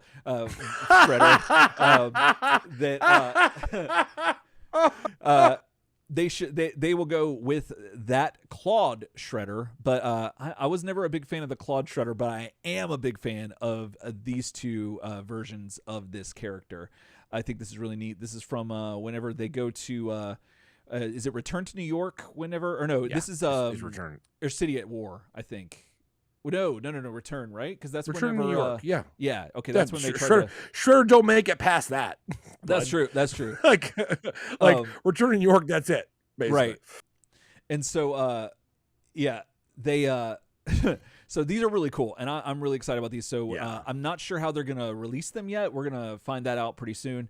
But they're up there, and yeah, they showed the Utroms and stuff that we'd already seen. But then the big thing that came out too was, this is something I'm really excited about, is this white page here, right here, this little white screen. Yeah, if I'm excited closely about that. You can see the reflection of. I'm kidding. No, let's zoom out. Oh, we got some comic accurate Teenage Mutant Ninja Turtles, Ryan. Now, these, I've heard people say these are the Image Turtles. But I think what they might have been speaking of was this Raphael head right here. That something about that. Yeah. Now, I'm not entirely sure. We're reading image right now in the actual podcast, and yeah. So I don't know because the turtles have a bunch of different iterations. Yeah, they do. They do. They look fantastic one way or the other. These guys look very Jim Lawson to me. Okay. Yeah, these are like Jim Lawson turtles. Absolutely. Yeah. Well, if I had to name an artist, yeah, because Kevin and Peter, that's not really Kevin and Peter's. No, turtles. That's not really theirs. No. That's Jim Lawson's turtles, and it makes sense. They're dipping into Return to New York, so like that would be right up the alley with Lawson. So right, and if you're unfamiliar with the turtles' history and comics, they had a ton of artists drawing them, not just Kevin and Peter. So yeah, and then they also have this rat faced dude guy right here, Little Splinter.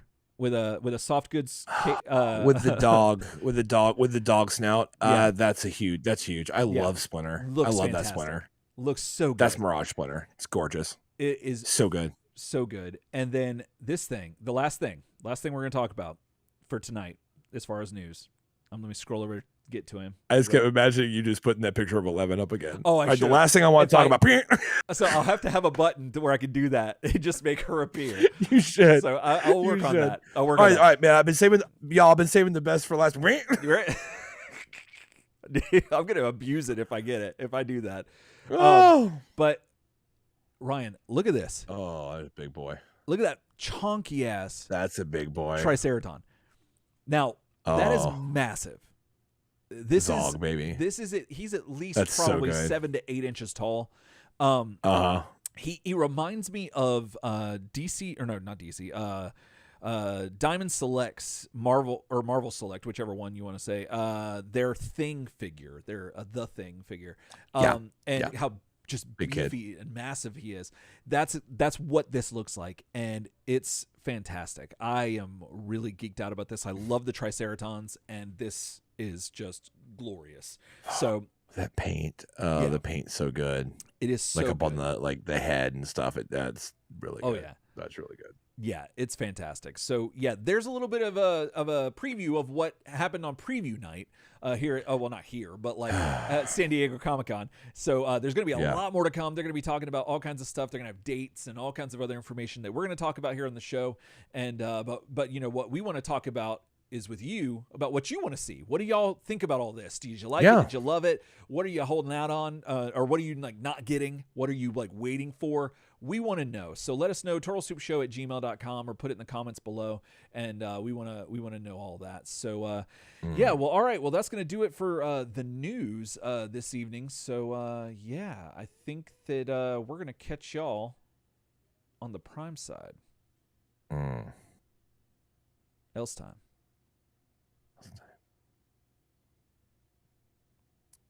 And we're back. We are back. Man, we got comments galore. Oh, that was the longest news segment that's ever existed. Let's see here. We got everyone loves the Slash figure. Yeah. Yeah, there's so much in the chat. But yeah, like things going back and forth. Obviously, a lot of people don't like the Stranger Things thing, but you know, some people did. Jake said, I'll say this: if these Playmates figures would have come out in 2011, we'd be losing our minds. But things have progressed so much since then. I agree. But the packaging is fun. I agree. It feels a step, you know, much like they're 2 years behind on the cast of Stranger Things. They're also about 10 years behind on my excitement level with what they've been putting out. Yeah, that's actually a really, really good point. Mm-hmm. Absolutely. M. Wilson's in the chat, just got out of the sweat, the sweat lodge. You know what I'm saying? Ooh. So we're doing that. Jake loved the Slash figure. And a lot of people love that, and it's overpowering everybody in the chat, which is awesome. Everyone seems to agree. John Clemens says, yeah, that's a Rey Star Wars sculpt slapped into some mom jeans. Absolutely. Since you zoomed in on that figure, literally the whole time we were doing the rest of the news, it kept triggering my head. I'm like, she looks like someone else though. Yeah. It's not just like nondescript woman's face. It's like, no, she looks like an actor, and it's Rey. That's the problem. I can see that. It looks like Rey. And yeah, like everyone kind of agreeing with the Jim Lawson vibes off of those comic turtles, which yes. Oh, one thing I forgot to mention is that they showed the robe. Do you remember Big Mac? Do you remember Big Mac? I don't remember him. I couldn't place him. Big Mac. But he was just a robot that was like he kind of looked like it's hard to explain, but he looked like a droid essentially. But he shows up, and then he's in their case, NECA's case. But I forgot to grab a picture of him because I forgot that he existed. But then looking Big Mac. Yeah. Yeah, I have to get refreshed on old Big Mac. Yeah, you know what I'm saying? I couldn't think of it either, and so but yeah, that's pretty neat. So I'm glad everyone's liking everything. You brought up a good point about you articulated it really well because I wouldn't have done it as good, but the idea that when you start running the numbers and you start looking at that's one thing. That's step one for me. If you're wanting to dims the rules on toy collecting, it's like especially now in today's climate. You want to look at the numbers, what you're getting for the prices. Yeah. And then you want to look at shelf space. So I'm going to have all these badass NECA figures and Super 7 figures up on my shelf.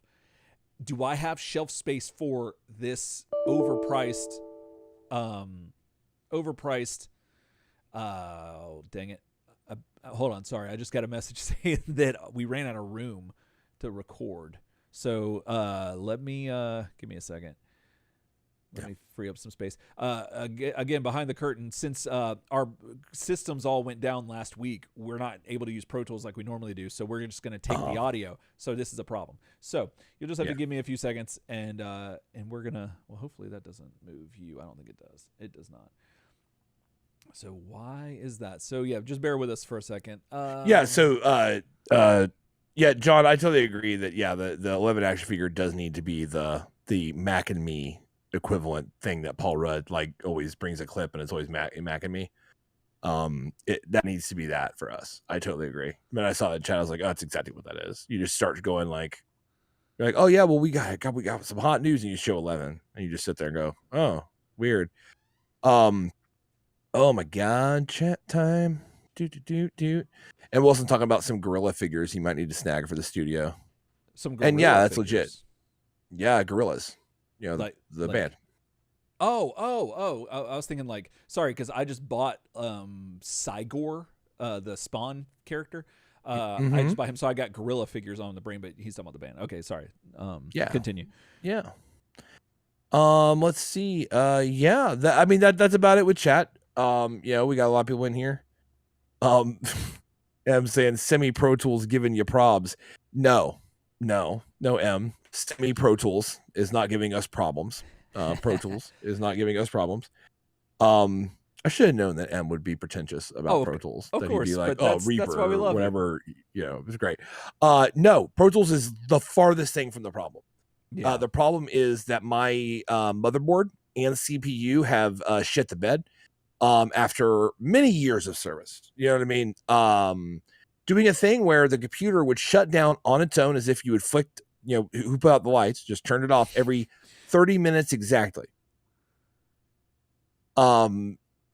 Brad was on it and he was just watching it and timing it 30 minutes. Didn't matter what was running. Didn't matter if it was Pro Tools, OBS, or Discord, or nothing, or just sitting there, or on YouTube. Didn't matter. It would just turn off, and that was the end of the story. Took it to a PC repair guy who knows his shit. He was flummoxed. He spent 2 days watching it and working on it, replacing every part in it, with different things, like replace the power supply. Still shut off after 30 minutes. Updated BIOS, still shut off.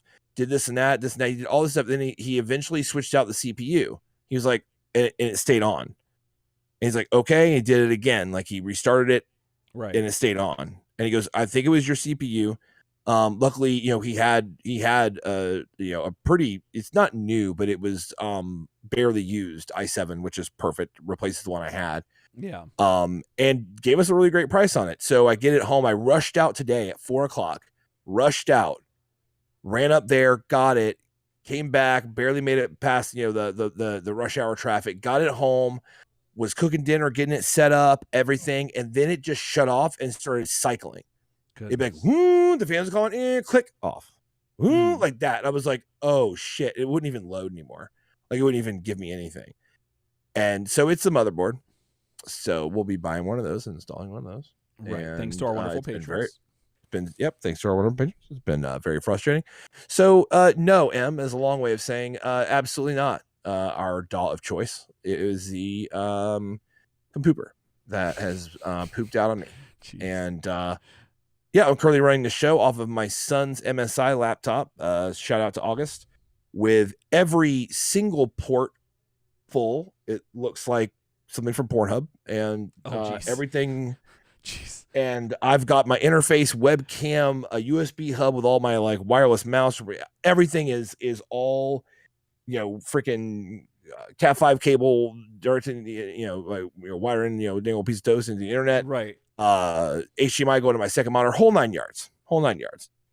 And it's running pretty well, except unfortunately my son does not have Pro Tools. So that is why we are ripping the audio from this live stream to use as the audio episode. And that's it. So let's see. So Jake goes, did you guys know you're the first channel mentioned in a YouTube video talking about the best TMNT focused YouTube channels? Oh, even shows a clip of y'all talking. I didn't know that. I didn't know that either. Ooh, man, throw that link in the chat. That's crazy. I need to see that. Yeah, I need to see that. I need to see that. Yeah, that's crazy. That makes me feel like we ought to do a better job. Of course. Oh, then stopping the whole show because we ran out of room. Let me. Are we good?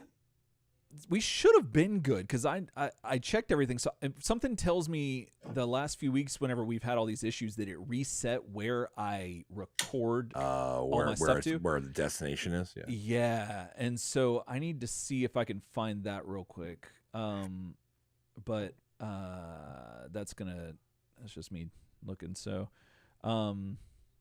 yeah, I don't know. And then plus, if I find it, I don't know if it will let me change it while I'm doing it. Oh, that's exactly what it was. It put it it changed the file that we do, and it won't let me change that while we're still streaming. So yeah, that's wonderful. All right, so are we at a point where we need to just come back on? Well, we need to cut and fix it. I should be able to get everything off of. I should be able to just get it from YouTube. This was just backup. So I'll try that, and I've got a couple of plan A, B, and C's. So we'll try that. Okay. One way or the other. I mean, it's still letting us stream. So we'll just run it and see what happens. Hopefully, because I don't think it'll need it. Huh? Okay. That's fine. If you want to, if you want to keep going, we can go. Yeah. Let's see. Follow space. Do that. Yeah, I might better. Give me 1 second. I'm gonna move the file that we were recording to the other drive, and that should give us enough space to where I feel comfortable. Got it. Doing that. Sounds good. It looks like Jake dropped that chat, but it didn't show up in chat, or dropped that link if it didn't show up in chat. So maybe just drop the name of the channel, Jake. If you remember the name of the channel, drop it in here. I'd like to give them a like and a watch because absolutely, because if they want to. Yeah, represent us. That's M says no Pro Tools equals fully operational. He don't like Mike Patton. He doesn't like Pro Tools. He doesn't. I mean, like, it just feels like the other day he didn't. The other day we were talking about something, and he got in the chat, and he straight up said, he goes, man. He's like, I'm you know what? I'm just not going to yuck the yum. And I was like, what were you talking about? Like another thing you don't like? Right. Come on now. Jake says he's going to post it in Discord. Yeah, I appreciate that. That'd be just kind of weird to watch. I don't think I've ever seen anything reference us before. Yeah. Which is kind of strange. Yeah, very strange. But yeah, we got this issue of the comic coming up, boys and girls and people and folks. You gotta watch all the boys and girls. You gotta be like weird because you're like, man, like just cut like gender fluid people out. And like, it's true, man. I think folks is a good thing. I think folks just gets everybody. Folks is good. I don't know why I just don't think to say it. I say people, and it's kind of like, I guess that's the same thing. I guess. But that's the thing about here it's on weird. Soup. If you've listened to us from the beginning, God bless you, and you've gone the hero's journey, we've said some stuff, and then we stopped saying it because we learned, and we realized that, hey, we're going to change that. And so hopefully y'all stuck with us. And thank y'all for man. People evolve. People do. But yeah, we got this issue of Image to do. It is gonna be legit. Jake says, Ryan, just start calling everybody daddy again. Oh, that's what I ought to do. We could. I love that so much. Everyone can be a daddy. It's fine. I loved that so much when we started that. That was so good. It's just, it still weirds me out a little bit, but that's the point. Yeah. That is the point. And thank you to everyone who called us daddy, because amazing. No, I mean, that's what they told us to call. That's them. Exactly. Okay, so there's that. I'm just making sure everything else is. Yeah, you're fine. Gone. So anyway, yeah, this issue is gonna be great. The cover's awesome, and it's pretty dope. Darth says the Matrix has turtle soup. The Matrix is capitalized, and there's a little what looks like the Sega Dreamcast logo. I'm very curious about that. I feel like the Matrix would have everything, unless the Matrix is a YouTube channel that talks about us or something. See, that's where the problem happens. That's where we run into issues. But I feel like the Matrix would have everything, or it wouldn't fool you into being like, oh, it's like, oh, take the blue pill. You know what I mean? Like, right. If they didn't have turtle soup, you'd be like, oh, I'm out. Yeah, red pill me up. Exactly. So yeah. So I think we're good. So as long as we're still streaming, and everyone can hear us, then I don't think we should have any issues. I could just take the audio from that. So yeah. All right. Let me get everything back up. Okay. It'd be so funny if someone called you daddy and you're like, it's dad now. It's just dad now. It's dad now, Dad. Are we good to go? I think so. Because I freed up, just real quick, I freed up like 4 gigs on the drive that it defaulted to. So that should be enough if we're not recording to it, just to stream in case anything happens. So we'll take the audio from the YouTube channel, and hopefully everyone will forgive us. Perfect. So, okay. So, Ryan, you ready? Yes. Here we go. Image Comics TMNT number 14. Woo! Up on Turtle Soup. You know what I'm saying? Yep. We have a cover that is jumping off the newsstand, and if you had your Canadian pennies clutched to your chest and you rolled in, you spent about 400 of them, you could have had this comic. You know what I'm saying? Back in April of 1998, gazebo doors were wide open. Woo! Eric, what do you think about this cover, my man? I love this cover. This cover is fantastic. This is what comic covers should be. Like, yeah, it's great. It's so good because it's a little bit of a spoiler. It is the promise of the premise, but there is the promise of the premise. It's something slightly different, and we'll talk about that when we get to it. But nevertheless, you have Bad Bat Dad and old shiny shiny hat dad.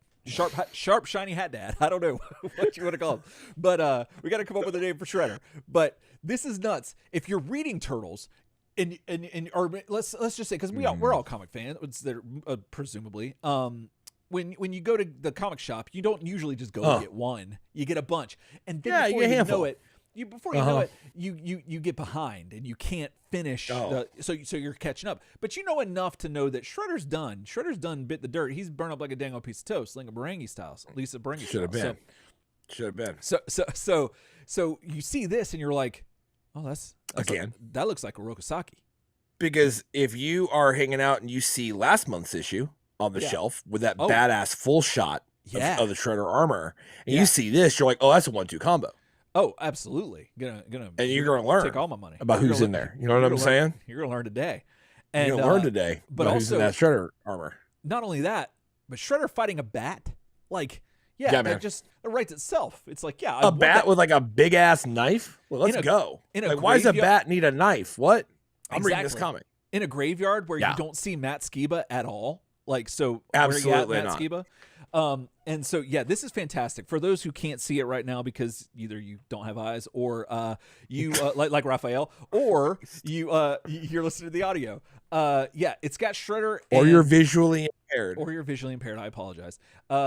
You've got Shredder, and he's like, someone dressed up as Shredder that we know to be Raphael, but he's not a little too Raph yet. You can't really tell. It's not too Raph, but just enough to where you're like, oh, that's cool. And he's fighting, obviously, Bad Bat Dad Splinter, It looks like it's at night because of the way it's shaded and colored. It's just very like black and white sort of with like gray overtones and whatnot. And the bat has this huge knife with it's weird because the knife itself has the blade, like the serrated part is facing Splinter's body. Yeah. But his fist has the. That's just trying to make the knife look cool. It is. But what's the fist part? The thing that the guard, I guess, of the handguard, like the knuckle guard of the knife. Yeah. It's just a strange knife, but it looks really cool, and that's, I guess, the whole point is to make you look at it. And there's a night sky with the moon presumably shining through, and you got your masthead up at the top. This is great. I love this. I love everything about this. So yeah, and it's great. The contrast is beautiful. You're just black and gray tones for the bulk of the art. They just have that classic gradient background ish kind of thing going on, and they've been sticking to that a lot. But love the kind of the duotone look to the front, and then kind of the filling in the back. It looks great, and so you're kind of like, I'll flip this page. You know what I'm saying? And when you're famous, they just let you do it. They just let you do it. So, sorry, I've been listening to an audiobook written by a guy that was like in like the Republican Party when all that went down, and it's just been so fascinating to listen to. It's I can imagine. So this excellent issue, you've got Gary Carlson pencils, Frank Fosco. Gary Carlson's writing. Frank Fosco pencils. Mark Heike is the inker. Pat Brosseau is on letters. Eric Larson is your editor, and Josh Eichhorn is your assistant editor. And your cover is by Frank Fosco and Eric Larson, Ruben Rude, and iHawk on colors. So the old team, you know what I mean? We've had some switch outs on letter and stuff like that, but for the most part, everyone's just been kind of hanging. Yeah. And it's been a great run so far. So we open up right where things kind of left off. So the gang, kind of the mafia broke into the Foot Clan's HQ. Raphael was there, like giving them the business, and the high command of the Foot Clan are mowed down with old Tommy guns. You know what I'm saying? Like it was real shameful. Old Tommy gun and Rocky V. Jesus Christ. Oh, you just say that, and I just see all this Rocky V like montage in my head. I'm like, it's very rough. So it's just wild to believe that for like the bulk of the time I really liked Rocky. That was the last Rocky movie. Oh, right. So that's just where you ended. Now you have like the other movies, and you're like, oh, okay. And you have like Creed. You're like, oh, that Creed's a great movie. You're like, oh, that's cool. But for a minute, it was just like, no, just end on 5. And you're like, oh, with a Tommy gun, huh? It's like, yep, that's it. So Raphael has found Shredder's armor collection, and he has put on a set. He's been killing people, and it's right back to it. You've got these last guys that are kind of like, oh my god, what's going on? And he sweeps down and he just starts killing. It's just crazy. Big 2-page splash here of him just mowing through people. He gets one last guy here kind of left behind, and he does the old like, go tell your boy Tony, your boss, that I'm coming for him, and it's gonna be legit, and he's gonna die. So get going. He says, I'll give you a 5-minute head start to warn him, then I'm leaving. And and he runs because it's great. Wouldn't you? I mean, goodness. Yeah. No. Yeah. Well, one thing I want to touch on that you might have already you're going to mention, but like these people know who the Shredder is. They know him. He's like a boogeyman for them.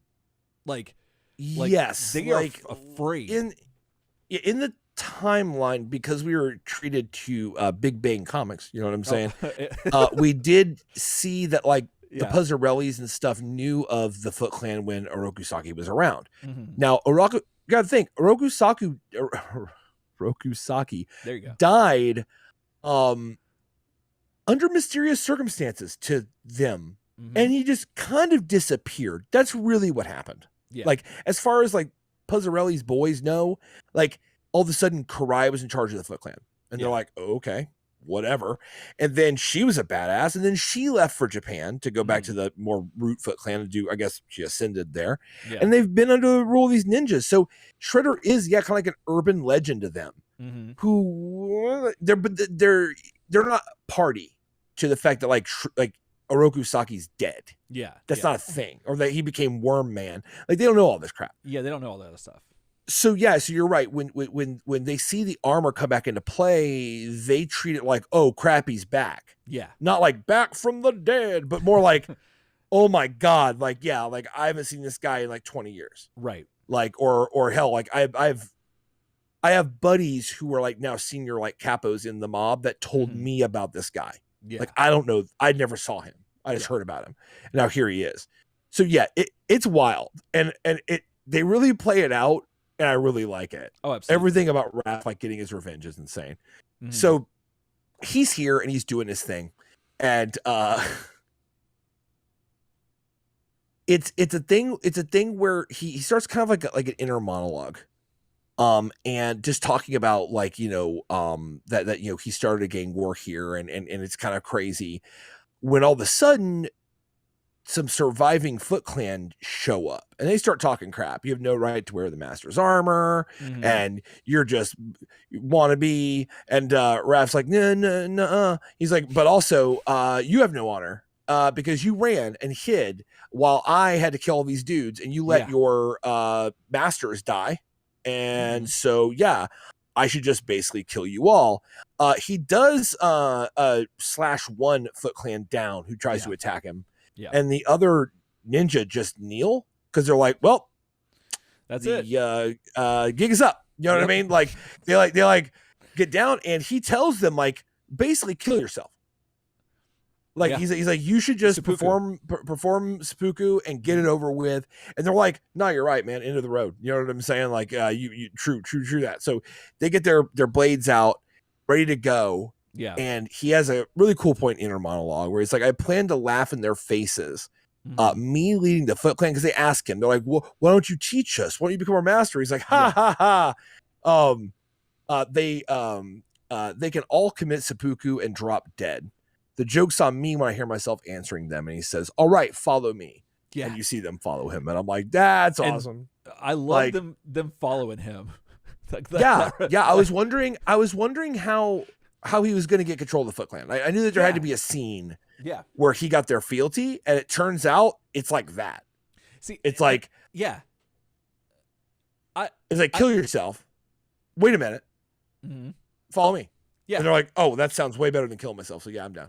And I love it because it's hopefully that's going to play out in a sense that like, so these are ninja. They're in the Foot Clan. So they've already done like enough stuff to get them in the Foot Clan themselves.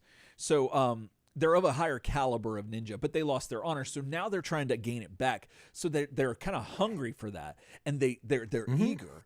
And so that's really cool and dangerous for anyone on the opposite side because now they have something to lose and something to gain. So they're in the catbird seat of all the best places to be in this situation as opposed to being dead. Yeah. As the rest of their clan. And so and the artwork looks fantastic throughout this book except whenever they draw the Foot Clan running. That was definitely rushed. That was super rushed. I was like, oh crap. But deadline, let's go. I kind of love it. Like I hope that Raph trains them how to run better. Like because maybe that could be how they run. Like maybe he needs to find like a strength and conditioning sensei. Right. Yeah. To really like put him through the ropes. Maybe they need to go back down to the minors for a little bit. Yeah. You know what I mean? Like I don't know. Like do the Foot Clan have like a minor league team in like Rochester, New York? Do you know what I mean? Where like you're all going down to the minors, right? And then we'll bring you guys up when you're ready. You know what I mean? But this thing Raph says, I wanted to read this because I thought it was really great. After he slashes down that guy, he says, "You didn't fight for your life before, so I claim it now, just like I claimed this armor. Your master was my enemy, yet I'm ashamed for him that the Foot has fallen this far. The Foot Clan is dead. If you have any honor left, you will join it." I'm like, that is... Because this scene's happening.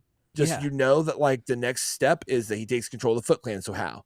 Yeah. And the way they illustrate it here in about 2 pages is really good. And of course, layout work is just God right tier. Like it's the layouts in image really, but the layouts in these couple panels are so good actually that you just don't even think about how good they are. Like they kind of like sneak away a little bit, like some ninjas. You know what I'm saying? Like, exactly. But the layouts are fantastic, and you see it.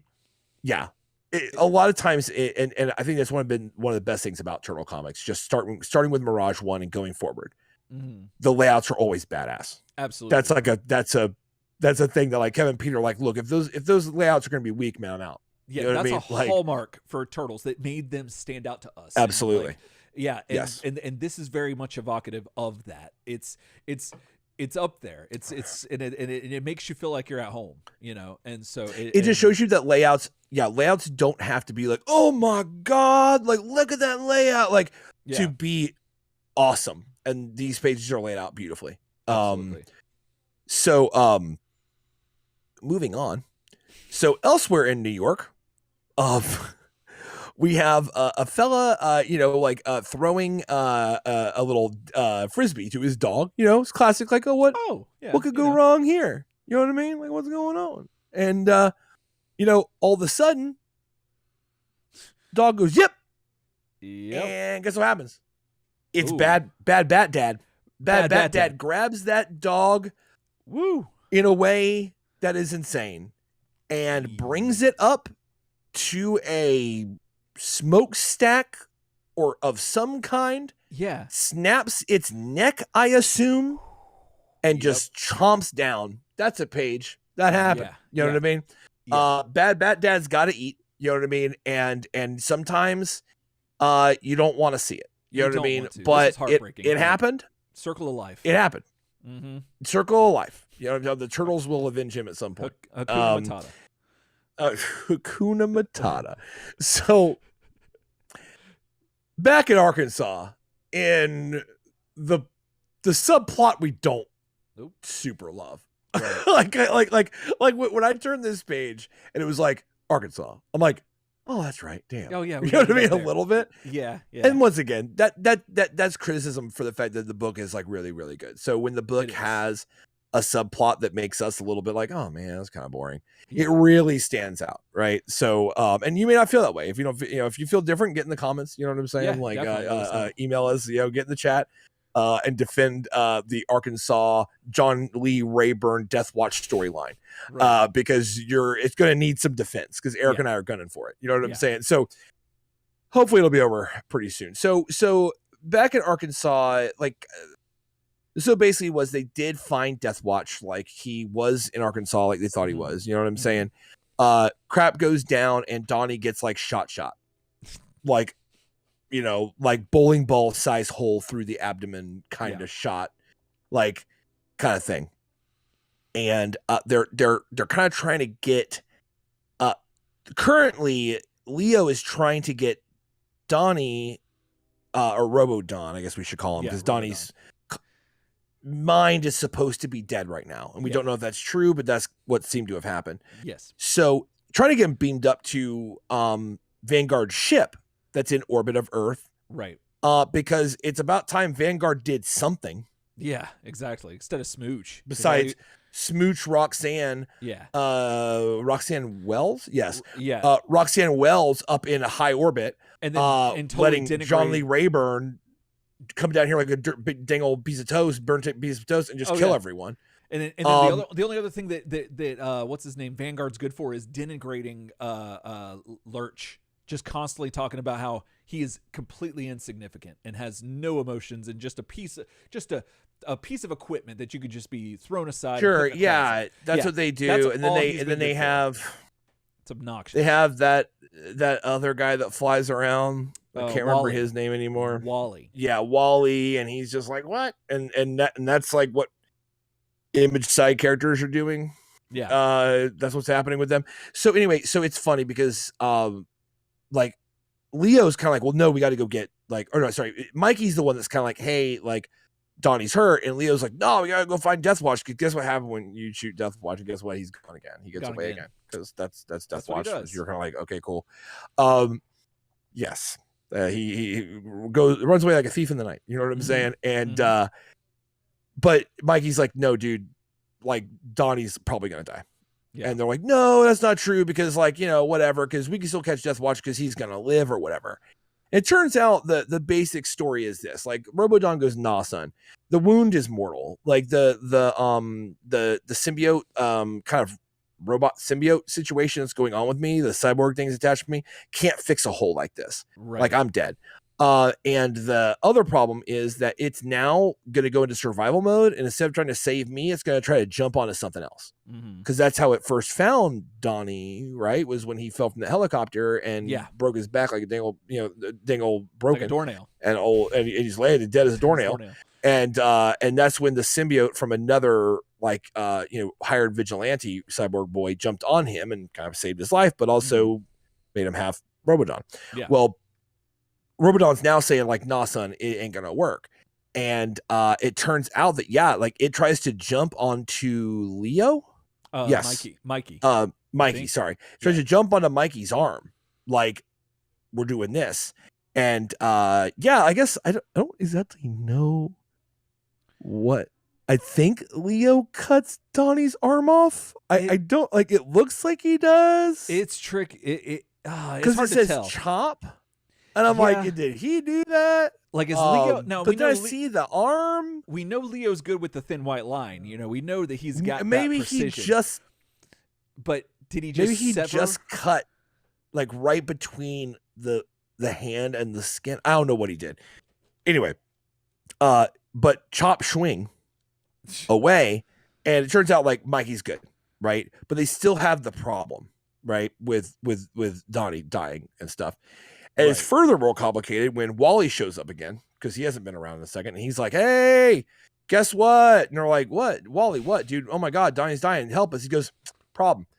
Because that symbiotic cyborg life form is like kind of like in desperate mode, like right on a sinking ship, kind of looking to like jump off and then pretty much, give somebody else the dirty insulin. You know what I mean? Like can't get away with it.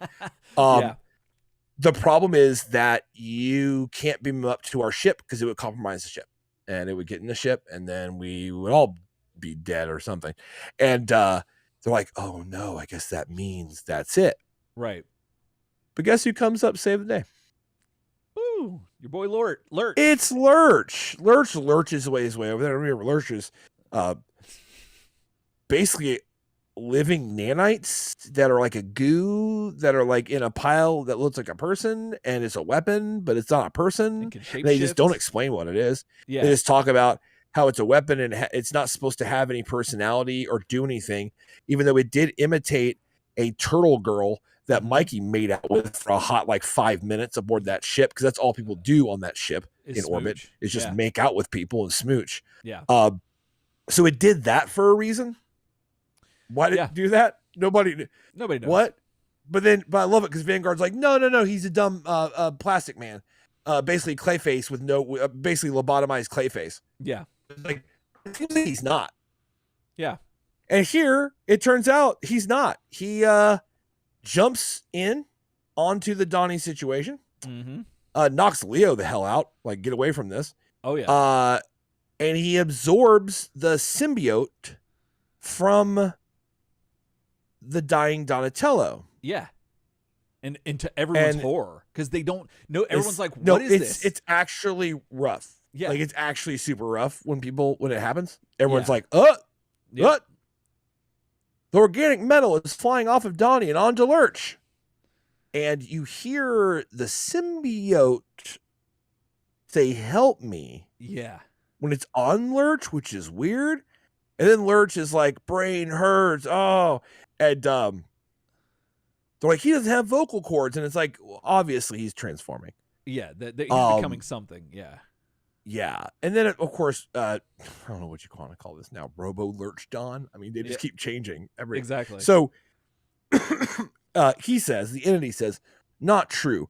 My consciousness is merging with this being.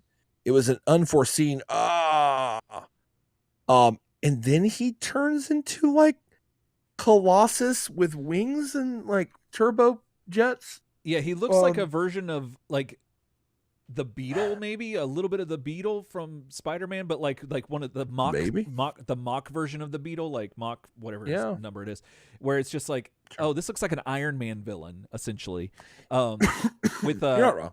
or like kick shot, whatever from the New Adventures of He-Man, like with the jetpack thing. That's what this looks like. It's very strange looking, and I don't know enough about Lurch to know why the nanites would form this, but I don't know. But he's got a jetpack. And if you're a Turtles reader, neither do you. Precisely. Right? So it's kind of like, okay. Right. So yeah. So he says, before I am swallowed up, I must tell you, Deathwatch said that he did not kill your brother. Mm-hmm. I am sorry. I truly believe that Donatello was dead. His essence is not in that body. Must escape. And they're like, what? Why? Yeah. And then he flies away.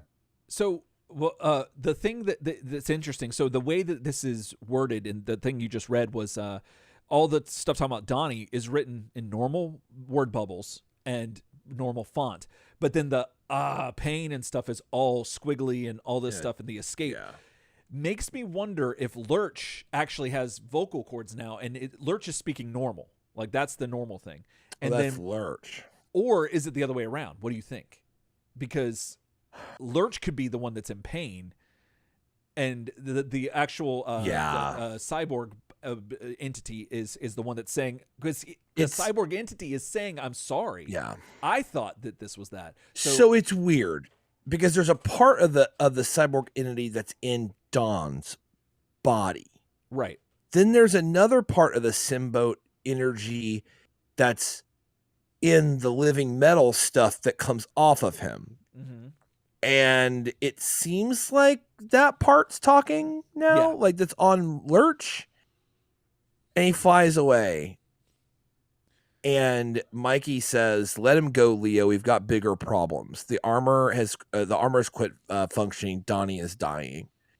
And Roxanne says, "If his soul is alive, we've got to somehow keep his body alive too." And that's when Wally finally gives the okay to put him up in the life support in the spaceship because now he's not a threat, right? Somehow, yeah. Even though. And beam us up, Wally. And they fly away. They beam up. They beam him up. And that is where I'm going to turn things over to you. Oh, okay. Well, I'm going to turn the page, and we're going to get this old dad up here. 52 of my men dead. So this is old man Puzzarelli, and just in shock because of the news that he's just been told by Joey, his nephew. Talking about how the Shredder killed him. The Shredder killed our men. When we went to get the Foot Clan, because a little bit of it, so basically the Foot Clan were hired by Puzzarelli to get Shadow from Casey and April, because they believe that they are the biological grandparents, or family, if you will, of Shadow, and they did that. But then the Turtles came back and used the Foot Clan Raphael did at least, to get the ball rolling, figuring out that the Puzzarellis took Shadow. Mikey went and got her back, and everyone's pissed about it, and that's what started a lot of this. So yeah, classic. I believe Joey, this is the one that, is this the one that he sent? That Raphael sent to say that go tell Puzzarelli? Is that him? No. It's the other guy. So there's three people here. So yeah. So you have Joey, who is the right hand man, right? That we saw earlier in the comic series with Anthony. I guess he would be technically Shadow's uncle. Yeah. Okay, that makes sense. Because Gabrielle was his sister. Okay. Yeah. So he's there with Dad, just hanging. And then that's when this guy rolls in, like, oh my God, because he's really confusing. That's it. But he's like, no, Shredder killed him, and that's when Puzzarelli says, liar, Shredder is dead. So apparently some people know that he's dead, or at the very least they're thinking that he's been gone for so long that the rumor has come out. Yes. So I would think that Puzzarelli might know that Shredder's dead. That Oroku Saki's dead. Because that sounds like something he might know, because he was doing business with him. Yeah, that's true. Like he might have gotten a card that said, "Hey," like real fine print that just said, or like invisible ink that said, "Yo, I'm dead. he got that. If you're getting this, he got that triple level security clearance obituary. Oh, okay, that's what it was. He read that in the secret news. You know what I mean? The secret news. But I think it's funny though, because then he kills the guy. Yeah. And then says, "Liar, Shredder's dead." And I guess a guy like Puzzarelli, when he hears someone say Shredder killed him, he's like, "You're lying, you're dead." Right. Because he doesn't believe it. Yeah. So now 53 of his men are dead. So it just seems like bad business to me. But also, you're going to learn in a second. Oh yeah, because about Shredder, we're gonna get there. So he tells Joseph to find out the truth, and at this point, you got your boy Raphael donned. Excuse the pun. Donned in full Shredder gear. You got his 4 Foot Clan members behind him, and he goes, "He was telling the truth. Tony, your men are dead. I killed them all in self-defense." It's very interesting that Raphael's being very specific because he's saying a lot of specific things here, which is very, interesting to tell your rival like this, be this specific. But I guess given the what Raphael wants to have happen, this is why he's doing it. No, he's laying out that full transparency before I screw you up. Precisely. Plan. Yeah. So he says, dead men keep great secrets. So let me tell you all this. There you go. And we'll figure this out. I sent him back to warn you that I was coming for you, but you killed him before he delivered my message. And Puzzarelli's face is just like, oh my goodness. What? Like he done seen a ghost. And he looking like he friends with Shaggy and Scooby up in this place. You know what I'm saying? It looks like what Stan Lee looked like when he figured out Jack Kirby wanted to get paid. What? What? That's what that looks like to me. So you want fair compensation? What? That's what that looks like. Oh yeah. So well, then you got your boy Joey coming in saying that ain't Shredder Uncle Tony. Oh, it's his uncle. So yeah, this would be it's Gabby's cousin. Yeah, there you go. Yeah. Just some runt in his armor. So that's cool because obviously Raphael is definitely shorter. So there is the difference in stature. And he's at this point, Raphael's got Puzzarelli by the throat, and as Joey's running up to the desk, Raphael just takes his sai and just shucks it right into the hand of Joey, just nailing it to the desk. Just like a badass. So cool. And because Joey's going for a gun. Joey's going, that's what it's seen here. He's trying to get this revolver that's on the desk that was just used to murder the other guy. And so at this point, Raphael tells Joey, he's like, one more peep out of you and I'm going to cut your tongue out, Joey boy. You got it, And so Puzzarelli's calmed down a little bit and he's like, so you've come to kill me. And Raphael's like, yeah, as a matter of fact, that was the plan. That's what I was going to do, but I changed my mind. I'm here to tell you the war is over. It's done. You've lost people. I've lost people. We're even. So that's it. And also, as far as the granddaughter, well, Puzzarelli asked, because that's the whole thing. What about my little girl, my granddaughter? And Raphael says, you know what? Yeah. She was never yours to begin with. Your son got a girl named Gabrielle pregnant and dumped her. Someone else loved her, married her, buried her, and gave her child a home when Gabby died. So forget about the baby. She belongs where she wants to be and where she belongs, and with her real family. And if you or your boys ever bother her again, I'll have to come back and kill you, Tony. You and everyone you've ever loved. Like that's the thing. So it's not just I'm going to come back and kill you. It's not just I'm going to come back and kill everyone you love, everyone you ever loved. So it's like if you're an ex-girlfriend of Tony Puzzarelli or an ex-boyfriend, I don't know what he does. You're on the list. You're on Raphael's list. Like, he's like Hall & Oates. He's got a list and he's going to come after you. So that's badass. Like I love that. And Raphael right here, and I might talk about this later too, but he sounds like he's finally found his voice. Like he's found his role. That like this is what he should have done. And it's one of those things when you give responsibility to the child that acts out all the time, you give them responsibility and they actually like do it really well. And despite how they've shown themselves to be, I don't know, I might be speaking out of turn, but like that's just I don't know. It has that vibe to it where it feels like he like even earlier when he was talking when you were reading, he was talking about how he started laughing to himself, or the joke's on him whenever he tells them not to kill himself, the Foot Clan, to follow him, that he'll teach them. It's like there's this second nature to him that's taking over.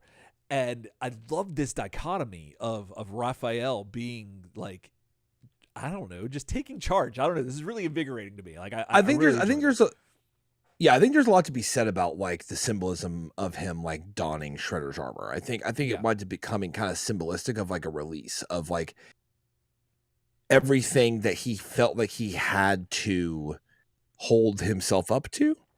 Yeah. I think it winds up being like a perfect marriage between the kind of like the potential crazed killer that Raph could be if like completely unhinged. Mm-hmm. And the like kind of very responsible, like listening to Leo, like kind of Raphael, who isn't killing anyone. I think that he's kind of in this middle ground where he can kind of make his own rules, but he has like an honor code, right? And it's interesting because it feels like he's using the Shredder armor to kind of like reinvent himself in that balance. Almost like without it, he kind of can't. Right. Like he needs it to rebalance things. Right. And there's always been a leadership struggle between Raphael and Leo. And I think that one thing that's really interesting about this too is that it puts Raphael in a position to lead. Yeah, like, absolutely. So maybe with that under his belt and leading a clan now, he goes, okay, like I'm gonna settle all that out then. Like now I'm equipped, right? Because I'm not following someone else's orders. Right. And I'm not, but on my own, just running through the streets being crazy with Casey. I found like a middle ground of responsibility, which is interesting. Yeah, because it seems like he's speaking instinctively, but it's also counter to what he would normally do if he was on any other side of the spectrum. But since he's in the middle, it's a weird like juxtaposition of things that come out to be this like really awesome leader that seems to be very succinct and focused and just really well-rounded, despite being covered in blades. I don't know. I think this is great. So I'm loving this. So he's telling Puzzarelli what's up. Now, again, this is a teenager telling Puzzarelli, who's an old man running the mob, what's up. Mm-hmm. And this is pretty badass. So Puzzarelli realizes, hey, that's it. But I paid a small fortune for Gabby's return, or not Gabby, Shadow's return. And Raphael's like, hey, show me the receipt. And, bring it back. If it's within the 30 days, you get your full money back. It's Foot Clan policy here. You know what I'm saying? It's just, we can put it back on your debit card, or we can give it to you in a gift card. And so he says that's what they'll do. And then Raphael says that, but what do you want to, what's it going to be? Do you want war or do you want peace? And Puzzarelli says peace. It'll break my wife's heart, but I accept your peace. And I was like, that's awesome. I wasn't really expecting that. And it's really neat. So Raphael's like, all right, cool. We'll take consolation in knowing that all of your men killed those responsible for the fiasco with the child. So, but that he apologizes and gives his condolences because family means a lot to him as well. And just that heart is really like, just, I don't know. It's just good. It's just really good stuff. Yeah. Then takes the sai out of old Joey's hand and lets Puzzarelli know, hey, by the way, that nephew of yours has been sleeping with your mistress. So your men's bodies will be returned tomorrow. So goodbye. And that's just, man, that's like gentleman stuff. And I'm out. That's so good. Yep. Out the window. And then you got Raphael taken to the streets. Well, actually the rooftops and stuff. And your boys are just running along like they do. Goodness. I really hope they trained them to run better. But so that's what's happening with Raphael. We cut back to this scene somewhere nearby where there's a security guard going up to like this weird shack that's like by it looks like there's a fence with the razor wire around it.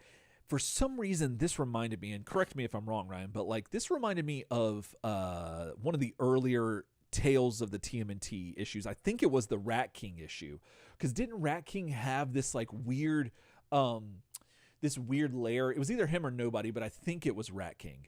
And there was like a weird lair that looked very similar. Yeah. Okay, I don't think this is it because this Yeah. I think takes place.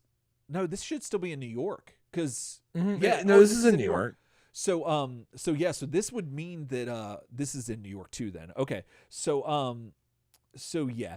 Anyway, one way or the other, it reminded me of that. It evoked that, and so that was pretty cool. But who knows? So this police officer notices somebody's in this weird shack that's around this building, and he thinks it's some punks smoking in there again. So he goes in and he sees a giant bad bat dad with a pitchfork shrieking, and just yells intruders. I think you missed it. Did I miss a page? I think you missed a page. Oh, snap, absolutely. A very important page. I did. Actually. As I'm reading this, I'm like, wait a minute. Why did we miss a page? So I was like, hold on a minute. I was like, yeah, I thought maybe you skipped just to get a good view of the layer, but now I'm like, wait a minute. Well, that is true. So that layer is pretty neat. And well, it's not neat. It's just that the fact that it's evocative of that Tails issue. If that comes back, that's going to be really cool. But that remains to be seen. So the rat creature says intruders, but then we go back in time to where we see how he got there, and we see some smoke, and we see, oh, get back, stay away, and the bat creature is like in this like misty area, and it says scream, yeah, and so we see that it's naked Donatello, and he's saying, Master, please, it's me, Donatello, naked Donatello. I'm stuck here in the astral plane. Please help me find my way back to my body. Mikey and Leo need help against this totally deadly alien, which, he's deadly, but he's a piece of shit. So again, the bat creature says, not Master, not Splinter, which we haven't got a definitive, like, we don't know 100% who this is. So Naked Dawn says, Astral Plane Naked Dawn says, but you are Splinter. What you're not is a bat. So he explains the whole thing with the Lord Komodo and the mutagen, how it transformed him and all this. And we start to see an astral form of Splinter show up in the smoke and on the astral plane. And the bat just he's not liking any of this. And so we see that, remember the lair that I talked about earlier, the weird thing? We see that that's where he's actually at, the bat is, and he's hanging upside down because bats sleep upside down. Some of them do. And that's what he's doing. And he's saying, go away, get out of Splinter's dreams. Splinter is tired, just wants to sleep. And it's just this weird thing. So it's obvious that seems like this bat definitely could be Splinter still. It's hard to say. Like, it's like he's wrestling with two different personas, much like Donatello was. So there's some similarities there. And at this point, we flash back to where we just were, where the officer shows up and is wanting to know who's in there. And we see the bad bat dad has now got the pitchfork that should be a knife from the cover of the issue. But he's got a pitchfork, and he just wants to be left alone, takes off, and he's just like really upset. And he's like, why won't anyone leave Splinter alone? Like, he just wants some peace and quiet. That's all he wants. And so he takes off and just takes to the skies. He got his rest after eating that dog, and now he's got the pitchfork, and now he's just like, I gotta clear my head. You know how it is when you wake up from a nightmare, and you just got to get up, walk around a minute, and get your bearings and sing some songs, whatnot. Well, that's what Splinter's doing here, or the bad dad is, and he goes, Splinter, that's what the demon in my dreams called me. Is it really my name? And so now you're starting to see that he's getting a little bit more of a consciousness, I guess, of what's going on. So, and he thinks it sounds familiar. Well, something else seems familiar to him. And at this point in the air, he sees, while he's flying, the Raphael dressed as Shredder taking off on some rooftops. Bad time to be that guy. But too many. So he's like, oh, more men, time to feed again, which is interesting because last time we saw him feed on man's best friend, but now he's feeding on men, which is interesting. So I guess it's escalated a little bit. And he goes, but too many to attack. Splinter will seek other prey, but wait, the shiny man, the one with all the sharp blades, Splinter knows him. And so that's interesting. We then cut to Raphael jumping around and off rooftop to rooftop. And we still see that Splinter's inner monologue talking about Shiny One has a name too. What is it? And he remembers that it's the Shredder. And he remembers that he hates the Shredder. And goes through the whole thing. You get this awesome image of him just like just swooping down with the pitchfork, and he just katang on Raphael's armor, and Raphael doesn't know what hit him. He's just like, what? Because I imagine like Invincible taught us, most people don't look up, so he did not see this bat coming at all, and this just totally knocks Raphael into some brick walls or like a chimney or some brick structure that's on the rooftop here, and it's just like, it's bad news. Then turn the page and we got Splinter, Bad Bat Dad, with the pitchfork, just talking about lies. On your feet, Shredder. Or do you prefer to die on your back? And Raphael's just like, no, I know this guy. This is he's a friend. Like, I'm not Shredder. Like, it's me. Like, I'm Raphael. That's right. Like, sorry. I want to back up. He asks if he wants to die in a bed or on his back, and he goes, only in a bed and of old age. Orokosaki was the original Shredder, but he's dead. I'll prove to you that I'm not your enemy by removing my helmet. See? And he goes, he's like totally taken aback. Like, he's just like, what? Like, this is under your armor, you? And he's like, yeah, don't you recognize me, Master? And he looks like some trauma stuff. You know what I'm saying? Like, because remember, Raphael, not only did he lose his eye, and he looks rough. The left side of his lost face, half his face to a plasma blaster. Yeah, like heroes with a half face. You know what I'm saying? So, But Bad Bat Dad's not having it. He goes, I recognize you, Turtle Demon. You haunt my dreams. If Shredder is the demon, then both must die. And he just Chuck, Chuckk, Chuck, right there, and takes the old pitchfork and chucks him. And we got a to be continued, Ryan. And that's where this story is going to end. Tonight's step in the journey. To be continued. And that's where our tale comes to a close.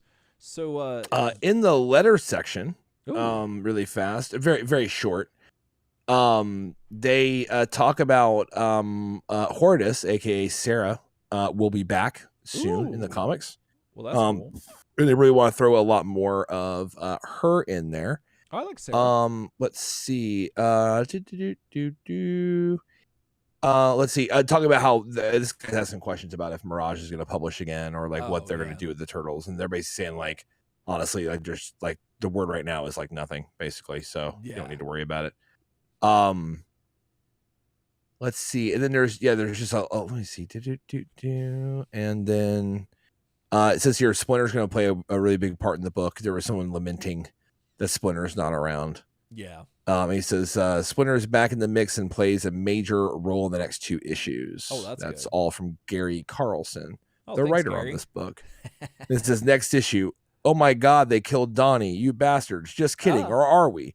Be here next time when Donatello's fate is revealed at last. Goodness. So that's a South Park reference right there, when that was topical. Goodness. That's nuts. Well, so this issue was very quick. Like, I know we took a little bit of time with it, but like reading it, we did. It's a real breeze to read through, which is refreshing. But there's so much heart in this issue, and I absolutely loved it. I loved all the Raphael stuff. Raphael being a leader is fantastic, and I think that it's pretty great. I think that it's just refreshing, and it's just nice to see that he's playing against a stereotype that he tends to be in, pigeonholed into quite often. And I loved that. And just how that all resolved with the war between the mob and the Foot Clan was really great. And I'm kind of glad that the Donnie stuff is moving, but it's still not moving as fast as I'd like for it to. But I like to see that Lurch got some agency to him a little bit. It's not interesting because he kind of flies off. It's kind of weird. I guess. But I guess it's because he's taken one from Death Watch, because he just takes off too. So he's just out of here. But yeah, the same thing like you were saying earlier about, I forget what it was. You were talking about something, and you said we want to like stuff, and that's the thing here at Turtle Soup. Like, we're fans of things. Like, we want to like something. Like if we're talking like garbage on it. It's not, we're not taking a lot of pleasure out of it. It's just that there's just something we don't like that we can, like, you know, mine for some comedic or something, some merit. But overall, we want to love these issues. And so far, the only thing that's been a drag with the Image run has been all of the Death Watch stuff. Because even the Savage Dragon stuff wasn't terrible, and it's usually just give it to me quick or just a little bit and then get me back in. But yeah, everything else has just been a little it's just a little long. It's just been going stretched out. It's one of those things where, like, a large part of me wants to say, like, and I mentioned this maybe last episode or the one before. Like, I get it. Like, you got a hold of the Turtles. You're Eric Larson. You have Image Comics. You want to, you know, introduce the Turtles into the mainstream, like, Image, like, IP universe, and you want to have crossover readership. You want to cross over with Savage Dragon. You want to, you know, all these other characters. It feels to me, at least, like in a little bit of like a D-list, like, comic characters kind of run with, like, you know, with Vanguard and Wally and stuff. And once again, maybe, like, if you read the other comics, they're actually really cool, and crossovers are rough, right? Because everyone has to try to shine, but you have to think about the book you're in. So, like, there's gonna be more turtles than them or whatever. But, like, yeah, this subplot felt like it was supposed to be very quick, right? Remember, the genesis of this whole thing is that someone's running around exsanguinating humans and drain them of all their blood. And we thought it was Bad Bat Dad. And that's the only reason the Turtles we even went up there to check it out. They were like, oh, I think that might be Splinter. Like, but they realized very early it wasn't Splinter. Now they've been on this Death Watch thing now. And it's like, yeah, we just got Bad Bat Dad. Exactly. And fun fact, Bat Dad, not even related to the guys who are looking for, like, Death Watch now. Yeah. Like, it's Raphael and Bat Dad. Yeah. So it feels a little bit like, well, then what are y'all doing? Yeah. You know what I mean? Absolutely. And like with the classic caveat, you know, that, you know, of course we want to like things, and it's good. And you know, obviously it's a low point that we kind of criticize, but this storyline just keeps going, and this issue didn't end with Death Watch, like, being dealt with or killed or anything. It's just, you start thinking about the number of issues we're talking about Death Watch, like, this guy, and it's like, it just feels like, to me, it feels like, how are they ever going to defeat it? Yeah, because he just, like, plays brain games and then runs away every single time. Also, it's just weird that they doubled down on, like, Donnie's got an alien, like, symbiote computer robot on him, and then now, like, a different entity took over Johnny Lee Rayburn and made him into Death Watch. So we've got this, like, these two things where we're talking about, like, human bodies inside robots, and, like, like, it's just weird. It feels like that's, like, a real theme we're hitting on, is, like, body horror via, like, robot takeover, like assimilation. Is kind of like, you know, assimilation through some kind of nano machines, like, or something like that. I don't know. Yeah, but I mean, overall, I think the issue is, I mean, the Raphael stuff was really good. Oh yeah, that's, like, top tier. Like, this, like, I don't want to completely dismiss the Johnny Lee Rayburn stuff. I think it could have been better. Like, I think the big thing, the biggest problem with it is that they didn't keep a mystery going. They let you know what it was. Yeah. The second issue. Yeah, you know everything about him. Yeah. Yeah. You know everything about Johnny Lee Rayburn, how he works and everything. Yeah. And then we like, even met his mom. Like, we met his mom. Like, you know what level in a relationship you meet someone's mom? Briefly. Well, briefly. You know what I'm saying? But I mean, like, you know, nobody likes their in-laws, right? No, I'm just kidding. Yeah, but, no. So, and, yeah, but that's the thing. I think that if they would have kept it shrouded in a little bit of mystery, that would have been good. But the thing is that we just keep learning more about this character that was interesting when he was shrouded in mystery. But but now it's just like, okay, I don't care so much. But, like we've been saying, everything else about this is great, fantastic. The one thing I'm seeing in this, and I think it's an issue, like, it's great when it works, but it's a little threadbare when it doesn't, is that, you know, we know from reading the letter section, which is why I love reading letters, because like, some of those answers to the letters are, like, so illustrative of, like, what they're thinking and what the creators are doing. Right. They talked about that Splinter went from Rad Rat Dad to Bad Bat Dad. Yeah. Because they wanted him, Carlson literally says, we wanted him out of the way. We didn't want the turtles to be able to run back to him. And so we literally made him a mutant bat and made him fly the actual hell away. Yeah. Like, how's that for putting someone on the back burner, right? And that's cool. I like that. I like it. But when you know that maybe some of the default thought path for how to get people away so that other things can happen is to often fling them away. Yeah. It feels like that's what's happening with Mikey and Leo right now and Donnie. Oh, because they want Raph to become Shredder. Yeah. They want him to lead the Foot Clan, and he can't do that with his brothers up his ass. So it feels like it feels like I can see in the writer's room going, okay, cool. We want to incorporate Vanguard and Wells and Wally and Lurch and all these guys into the comic because we're trying to get people to care about our B-list characters. So like, let's get them on this side quest thing going on. And while they're playing that game and we're answering, we're feeding you, we're like slowly feeding you answers about Donnie, maybe about his like outcome kind of, or what his prognosis might be. Yeah. We're gonna do this the main attraction, right? Because the cover of the last two issues, what's been on the cover of the last two issues? Shredder. There you go. And Bad Dad. And yeah, this one, yeah. Conspicuously not on the cover of the comic is Vanguard and his girlfriend smooching, while Lurch apparently is no one, and Wally shows up randomly to like be smarter than you. Yeah, like that's not. And Johnny Lee Rayburn, I tell you what, I guarantee I'll suck your soul out. I guarantee, there's nothing left of Johnny Lee Rayburn except for my foghorn leghorn accent and the fact that I keep killing people that Johnny Lee Rayburn seem to really be pissed off at. I do declare, like. That's not on the cover. Yeah, no, right? No. Foghorn, Foghorn Leghorn 2099 is not on the cover of the comic. It's Shredder and Bad Bat Dad, right, for 2 months now, right? So Foghorn Leghorn 2099.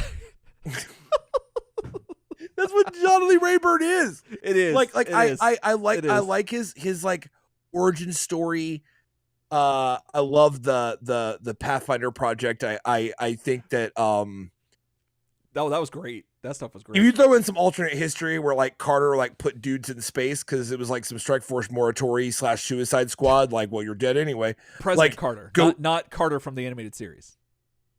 Oh, I mean, Carter would have, but he'd have to go back to college. Got to go back to college. What I mean? And that'd be unfortunate. Yeah,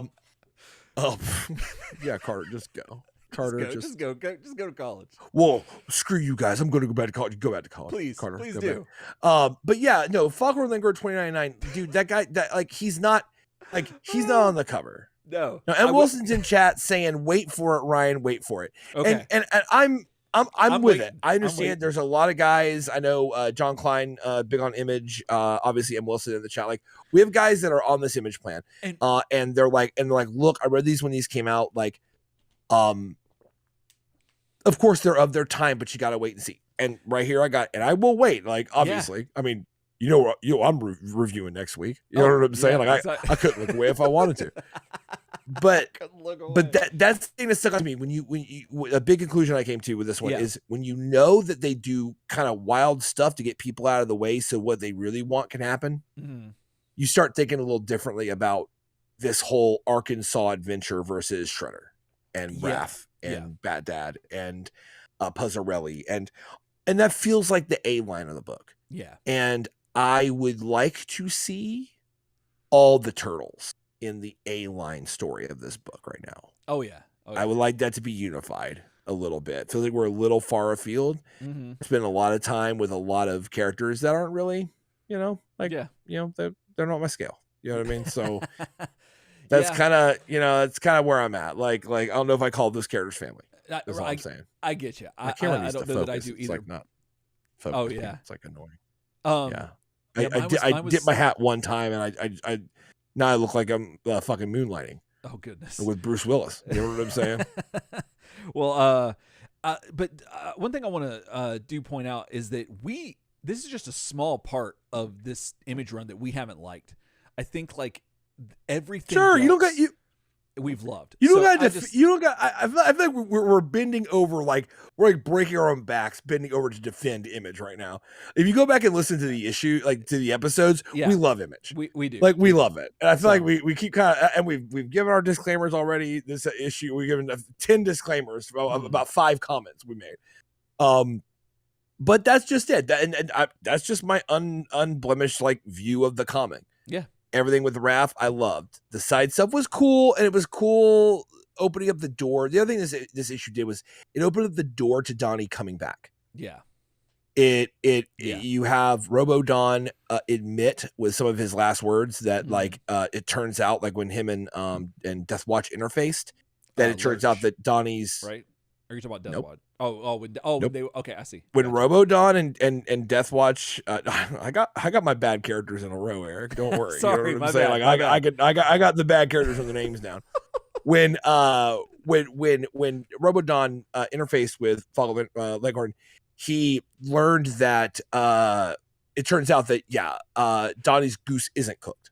And then his last words are really actually to apologize for being so adamant and bringing up, guess what? You know what else is funny? Your brother's dead. Like being a dick like that, because he was just straight doing that. And other things that's not looking so great is your brother because he's dead.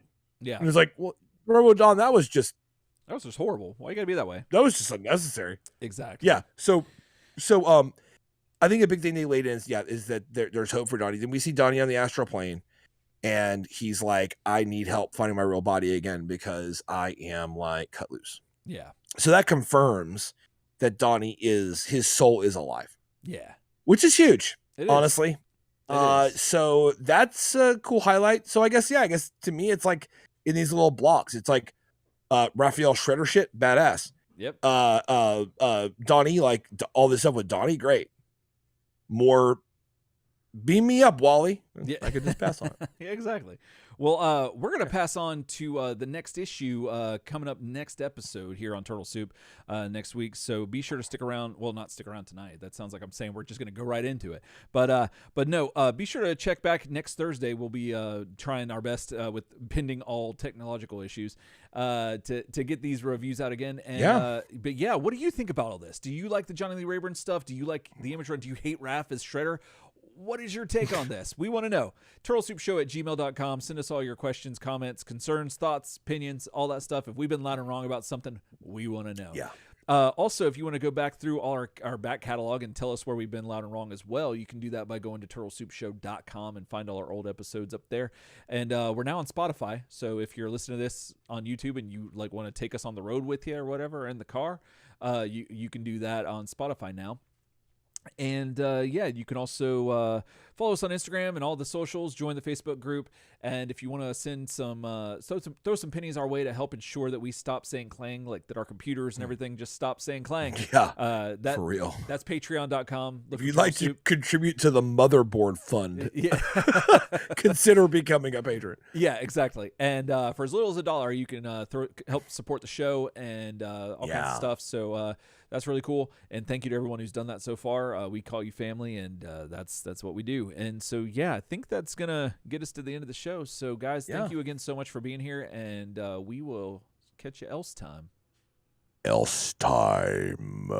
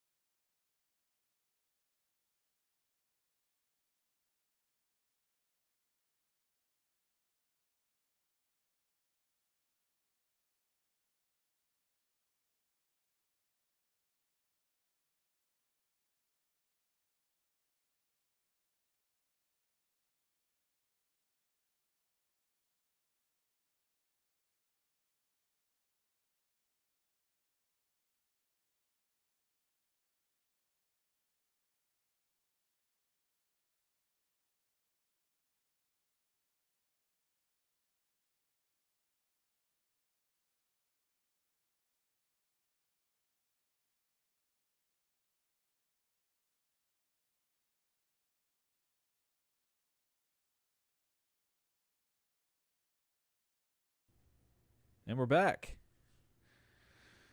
What up? Oh, goodness. Chat going off. Let's see here. What we got?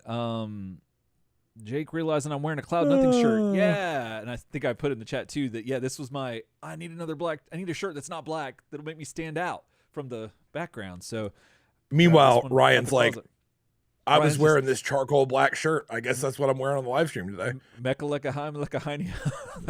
basically it. That's basically it.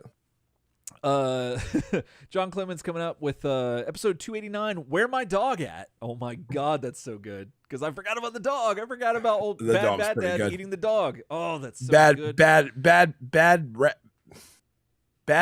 dad's the delivery service, like but you gotta keep the alliteration going. Bad bat dad's dog delivery dilemma, or dog delivery.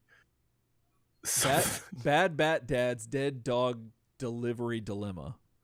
That's pretty close, but goodness. So let's see. We got some other things. Jake Neal saying something I used to wake up to every morning soaked in piss. Episode 289. Yeah, no, that's that's the quote. Jake also dropping that blah blah blah. Kill me again. Jake's like, got him. Yeah, because he knew I'd laugh. Yeah. Oh, yeah. I'm glad that I actually took a break to go pee before we named the episode, because I could have peed myself. Yeah, exactly. Then I would have been covered in piss. That situation. Goodness gracious. Well, I don't know. I still think the funniest thing we said was Foghorn Leghorn 2099. That was like right at the very end. It was right at the very end. Jesus. I loved it, but let's just put it on the board. I'm just gonna put it on the board, and we'll see, because I got a few minutes before we gotta get. But yeah, goodness, that 2099. Pretty good. I always loved 2099. I loved that stuff. Yeah, I loved Spider-Man. Yeah, it was really good. I loved all that stuff. Yeah, the X-Men were interesting. Probably my least favorite of all the 2099 stuff, but like Doom and Spider-Man and Punisher. The Punisher, definitely the Punisher. Like all that stuff just looks so cool, and I was like, yeah, I love that. But yeah, so, yeah, I think Foghorn Leghorn 2099 is pretty good. Okay, that works. Okay, thanks, John Clemens, for the seal of approval. The backup, although a Roku Poppy does make me laugh. I appreciate that. So anyone remember Wonder Man? Darth Macchio. You mean from Marvel? Like Simon, what's his last name? I can't remember his last name, but he was related to the Grim Reaper. I can't think of his name. Goodness. Simon Williams. You got it. Yeah. Yeah, I remember Wonder Man. I liked him okay enough. John Clemens, fun fact, Leonardo woke up covered in piss until he was 12. It was Raph's piss though. Jeez. Oh my That's Lord. Pretty bad. That's pretty bad. Like waking up. We had some new people in the chat. Actually, I wanted to give them a shout out, but we were like we're deep in the review. Oh, okay. We have Tim Wilson. Hey guys, just found you and love what I'm seeing. You have a new subscriber. Nice. Thanks, Tim. That's awesome. Thank you. Thank you very much. Darth Macchio backs him up, says I'm pretty new also. I think these podcasts are great. And then turtle emoji, which is fantastic. And then Hatchback Con, new sub here. So check out the rest of the channel. Damn, thanks guys. That's awesome. Yeah, we're live every Thursday at 8:00. It's a strange night. It's a strange hour, but that's when we do it. We have a little pregame show beforehand where we just kind of shoot the shit. We're on chat a lot more at that point. Then we do our main show, and the end of the month we do kind of just a big pregame show where it's just us talking a lot. But we of course did that last week. Yeah. Where I called into my own podcast on my phone. Amazing. I love because my computer took a crap. So we will not be doing that at the end of this month. We'll be making up for lost time, sadly. Indeed. But thanks for coming to the channel, people. It's great. Yeah, absolutely. Thank you very much. Yeah, I love it. Darth Machio says, "Yeah, that's the one. I remember buying that the same day as first issue of Spider-Man 2099." And then Jake says, Ryan had to sing about it on the shell phone. M. Wilson on the shell phone. Yep, that's where Ryan called in. On the shell phone. Goodness, that was fun. I called it on the shell phone, bro. I did. There was something interesting about that I did enjoy. So thanks for everyone who showed up thinking we were going to do it and stuck around. I appreciate all y'all. I'm just glad we got this damn episode recorded. I know, me too. Man, and then I think I was saying I went and got the computer, got it home, like dinner's in the oven, trying to like get this thing connected, man. I got the whole thing up. Everything feels normal. Like, this is awesome. Oh, I love this. Like, Thursday, I'm gonna have my rig back. Like, it's gonna be beautiful. And I started doing that stuff, and I was just like, and then I just sat there. I had this moment where I was like, all right, well, like I thought, well, I should probably do it like Saturday or something. But I started thinking like, what's the computer even gonna be fixed by Saturday? Like, right? Probably not. So to order a motherboard, like whatever. And I was like, then the big thought came. I was like, I cannot let the Turtletarians get let down a third time. You know what I mean? Exactly. Yeah. I just can't let it happen. You know what I mean? It weighs heavy on our conscience. You know what I'm saying? I told Alicia last night in bed, I said, look, like when I die and when you bury me at the funeral site, I need to have Charlie Bliss's Young Enough played so it can let me down just one more time. Oh my goodness. That's so bad. I hate it. Oh man. Well, all right. So I think that we're good on with Foghorn Leghorn 2099, right? Do you think says I'll send y'all a sub to Reaper for Christmas. Oh goodness. Oh, Motherboard Mayhem of the Mutant Members. That's not bad. No, man, the motherboard's terrible. Oh, the motherboard was terrible. Yes, that was bad. The episode that refused to die. No, we'll get it. We got it. So I'm like, 290 next week. Awesome. Like, oh geez, I didn't even think about that. Yeah. Oh snap, we're getting close to 300, boys. 300. That's gonna be crazy. That is gonna be crazy. 300, give or take, episodes. Yeah, 101 episodes. yeah. Plus, like at this point, 100 episodes of the No Homework Zone too. Yeah, man, over 100. Goodness, so like 101, 102 next month or this month. If you go to Patreon and you could listen to 400 episodes of us pretty soon, just talking, just your boys. That's wild. 10 years. Goodness. Well, all right. So Foghorn Leghorn 2099. I say. So what you want to do? You drop the episode number. I'll do the Foghorn Leghorn. Okay, you got some Leghorn in. Do I do the impression? It's up to you. It's freestyle your style, man. You can do it deadpan as hell. Like, you just do whatever. It's your show. You do it. You can call in on your shell phone again and do it if you want to. Shit, I don't care. God,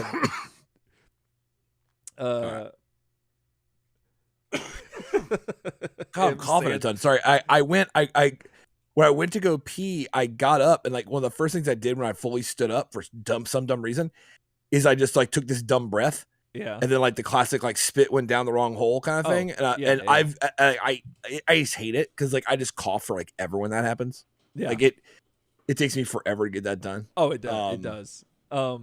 So John Clemens is going for the movie trailer voice, which my gut tells me to do that. That my gut tells me to like run it like straight, but make it sound all serious. There you go. That works for me. Yeah. I went to go pee and caught COVID. So it feels like. Yeah. All right. So let's see. Writing something. 289. Yep. Turtle Soup episode. Sorry, man. I'll wait. I went to pee and caught COVID. I don't know what to tell you. All right. Do you put a mask over? Sorry. Anyway. Turtle Soup episode 289. Foghorn Leghorn 2099. I slow it down just a little bit. Yeah. That was exactly what I was going to say. Slow it down a little bit. Okay. Turtle Soup episode 289. Foghorn Leghorn 2099. That's excellent. Like I did, like the more I hear it, the more I love it because it's just like, oh, Foghorn Leghorn is that thing that I have in the back of my head, like a bag of jokes, like a bag of tricks for me, for like just to throw pop culture reference out that people are like, oh yeah, you know. And then 29.9 is something I absolutely adore, and it's just weird, like putting them together in like this weird omelet. I don't know. Yeah. But yeah, that's M says, what? Like, all right, you all got this. I had Sweat Lodge 8 dinner, drove home to the ceded territories, and planted half a dozen tomatoes in the time it took to record this episode. Well, you know, yeah. Glad we could be a part. Hey. 280. Did I say it right? 289? 89? You said 89, which is yeah, 89. Did that yeah. work? Yeah. Yeah, you did it right. I guess it works. Yeah. And clean the bathroom sink. Oh dang, M, you just, you know, you do all the things and all the time of the day. You got it. You got all the time. So this is something I would like some comments on the video on or in chat for a second, or email us or whatever. And I haven't really talked to Eric about this, but this is just something that has occurred to me over the last like couple episodes or whatever. How do you feel about the length of the episodes, guys? Like with us, because like the current format is we do the pregame show, we do the news live on the show, and sometimes when there's like a lot of news, right? Mm-hmm. Like we have to run that news, and then we have to we check back in with chat. Don't have to, but we really like checking back in with chat and talk about the news. Then we do the episode. We do the review and all that stuff. And I don't know if you guys think it's just too long. Like, I'm really curious what you guys think about it. Like, if you think, like, you know, right now it's 11:30, and we're just getting done with the show. And if you've been watching this whole thing, you've been watching since 8. Yeah. Well, we did have technical issues, so there was that. That gave us about 20 minutes. Yeah, that added a little bit of time, but I mean, it was maybe a healthy 10 minutes, right? Yeah. Like, so. So I'm just curious, you know, I know that like we start at 8, but then there's pregame show, and then there's a 5-minute break, and then so it's not from 8 to 11:30 or anything, but you know, the shows are kind of long, and I was just kind of curious if you guys like the tone of it, if whatever, and M says I'm just beaten, and that's nothing like you. Literally, I wanted to ask this question for a while, just in general, but it just kind of got brought up. But yeah, just let us know, like email, comments, whatever. Just let us know what's going on with that. Yeah, definitely. Always been kind of curious if it's too long for people. Like, right. Do you know what I mean? Yeah, I have to ask myself that all the time in my normal life, anyway. Oh, goodness. Well, like the other thing is too is that tonight was a little bit different because normally we would have spaced the news out, but one was getting too long, and then we had new news that happened today. So the news can really fluff out a whole episode, but generally, and then again, too, we have a plan for whenever we go to the next thing that we're going to review. It's going to switch it up, so that might make it a little shorter. But nevertheless, anyway, like Ryan's saying, let us know. We want to, you know, we're here for y'all, so we just really appreciate it, and thank you for everyone who's stuck around and been here and stuff. We really do appreciate you. But of course, you know, so turtlesoup@gmail.com. Let us know. But you know, so like it got this whole episode, and like Evan Roberts' shirt got me thinking, like, you know, if I ever have a problem where I can't go pee, I know what I just got to get those sheets out, and I'll be golden.